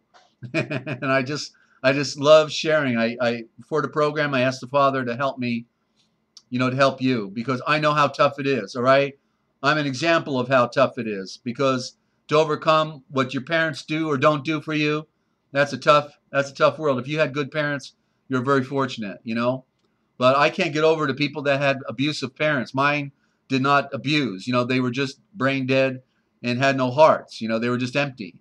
And how that made my life so difficult. So I my heart goes out to all of you, because I know that to overcome this world and to transcend and be fulfilled, to receive the great breath of the wind and fire is indeed a miracle. It's a miracle, okay? And we have to have a miracle. It will be a miracle to transcend. The world wants to keep you down. The world wants to tell you, you can't do it, you can't go. Yeshua didn't exist. They have all of these stories, all the fallacies that they ever wanted. That's another word, you know what that means. So false creation, fallacy, false creation. There it is. Okay. So you're welcome, Martha and y'all love and everybody. Okay. So let's close it out here. Let's go. 21 on bishops of Alexandria and Antioch. When Nerva had reigned a little more than a year, he was succeeded by Trajan. It was in the first year that Avellius, after heading the church of Alexandria for 13 years, was succeeded by Serdo.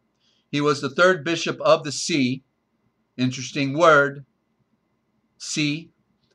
Ananias having been the first. At that time, Clement was still head of the Roman community, occupying in the same way the third place among the bishops who followed Paul and Peter. That's Shaul and Kepha. Linus was the first, and Anacletus the second.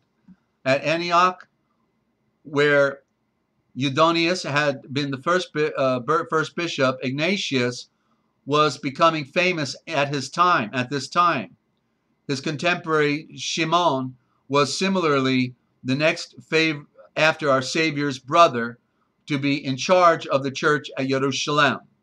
And when we pick it up next, it will be a story about Yalganun, the royal Malek apostle, the royal Malek, royal messenger. And ladies and gentlemen, you just got the forbidden history right here. Well, thank you for tuning in today. And thank you, Liz. Also, you're welcome. Well, I'm not on tonight. I'll be on tomorrow afternoon. Unless you mean to listen to the replay. You got the replay. And I just want to thank all of you. I know you're the people who, to use a cliche, give a damn. I know y'all give a damn, and you're all sky watchers. And you're all, most of you seem to be women here, and I know most of you probably are parents. And you know, the woman just knows typically things aren't right. They got great intuition. That was another thing they got as a gift, was great intuition if they can use it. A lot of us don't use our intuition, but I know all of you were looking up. Thank you, Lynn. You're all looking up. Mew Mew, thank you. Hope you're safe down there. If you need any help down where you are, you know, give us a call and we'll figure something out. But it will be a tough world to overcome. I'm just so grateful to be around so many kind hearts and noble people that woke up. They just couldn't fit in the box of the matrix. They had to come out, and now we're all here trying to make sense out of it. It was all destined for us to be here. Yeah. Okay. So yeah, we had a record listenership yesterday. Within 24 hours, we had 75 people listen to the broadcast. That's the first that ever happened. It was never more than 50. So we're growing incrementally, and we want to get the message out. We got a little time. You may know a friend who's alone or trying to figure things out. This is the place to bring them. You know, if you want to know the future, you just need to look for the forbidden history, because it's all right here. It's what they didn't want you to know, of course, that we bring on every day, because somebody's got to do it. I'm Desert Owl, thanking you for tuning in. Do tell a friend. And thank you, Sherry and Ninja, all of you, okay? You're welcome.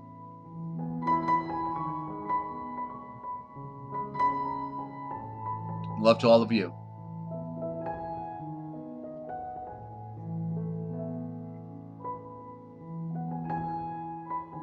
See, Martha retracted her statement there. Wouldn't that be great if we could retract everything we do? And Trish, thank you so much as well for being here. Wonderful to have a new friend and listener. I know, it's the most amazing chat. I never imagined to have such a great, wonderful group of people when there's been so much garbage out there, you know? Never sleep again. We got Martha staring at the ceiling every night, thinking about all these things. And you all be well. Have a great day. Peace and love. Thank you, y'all love.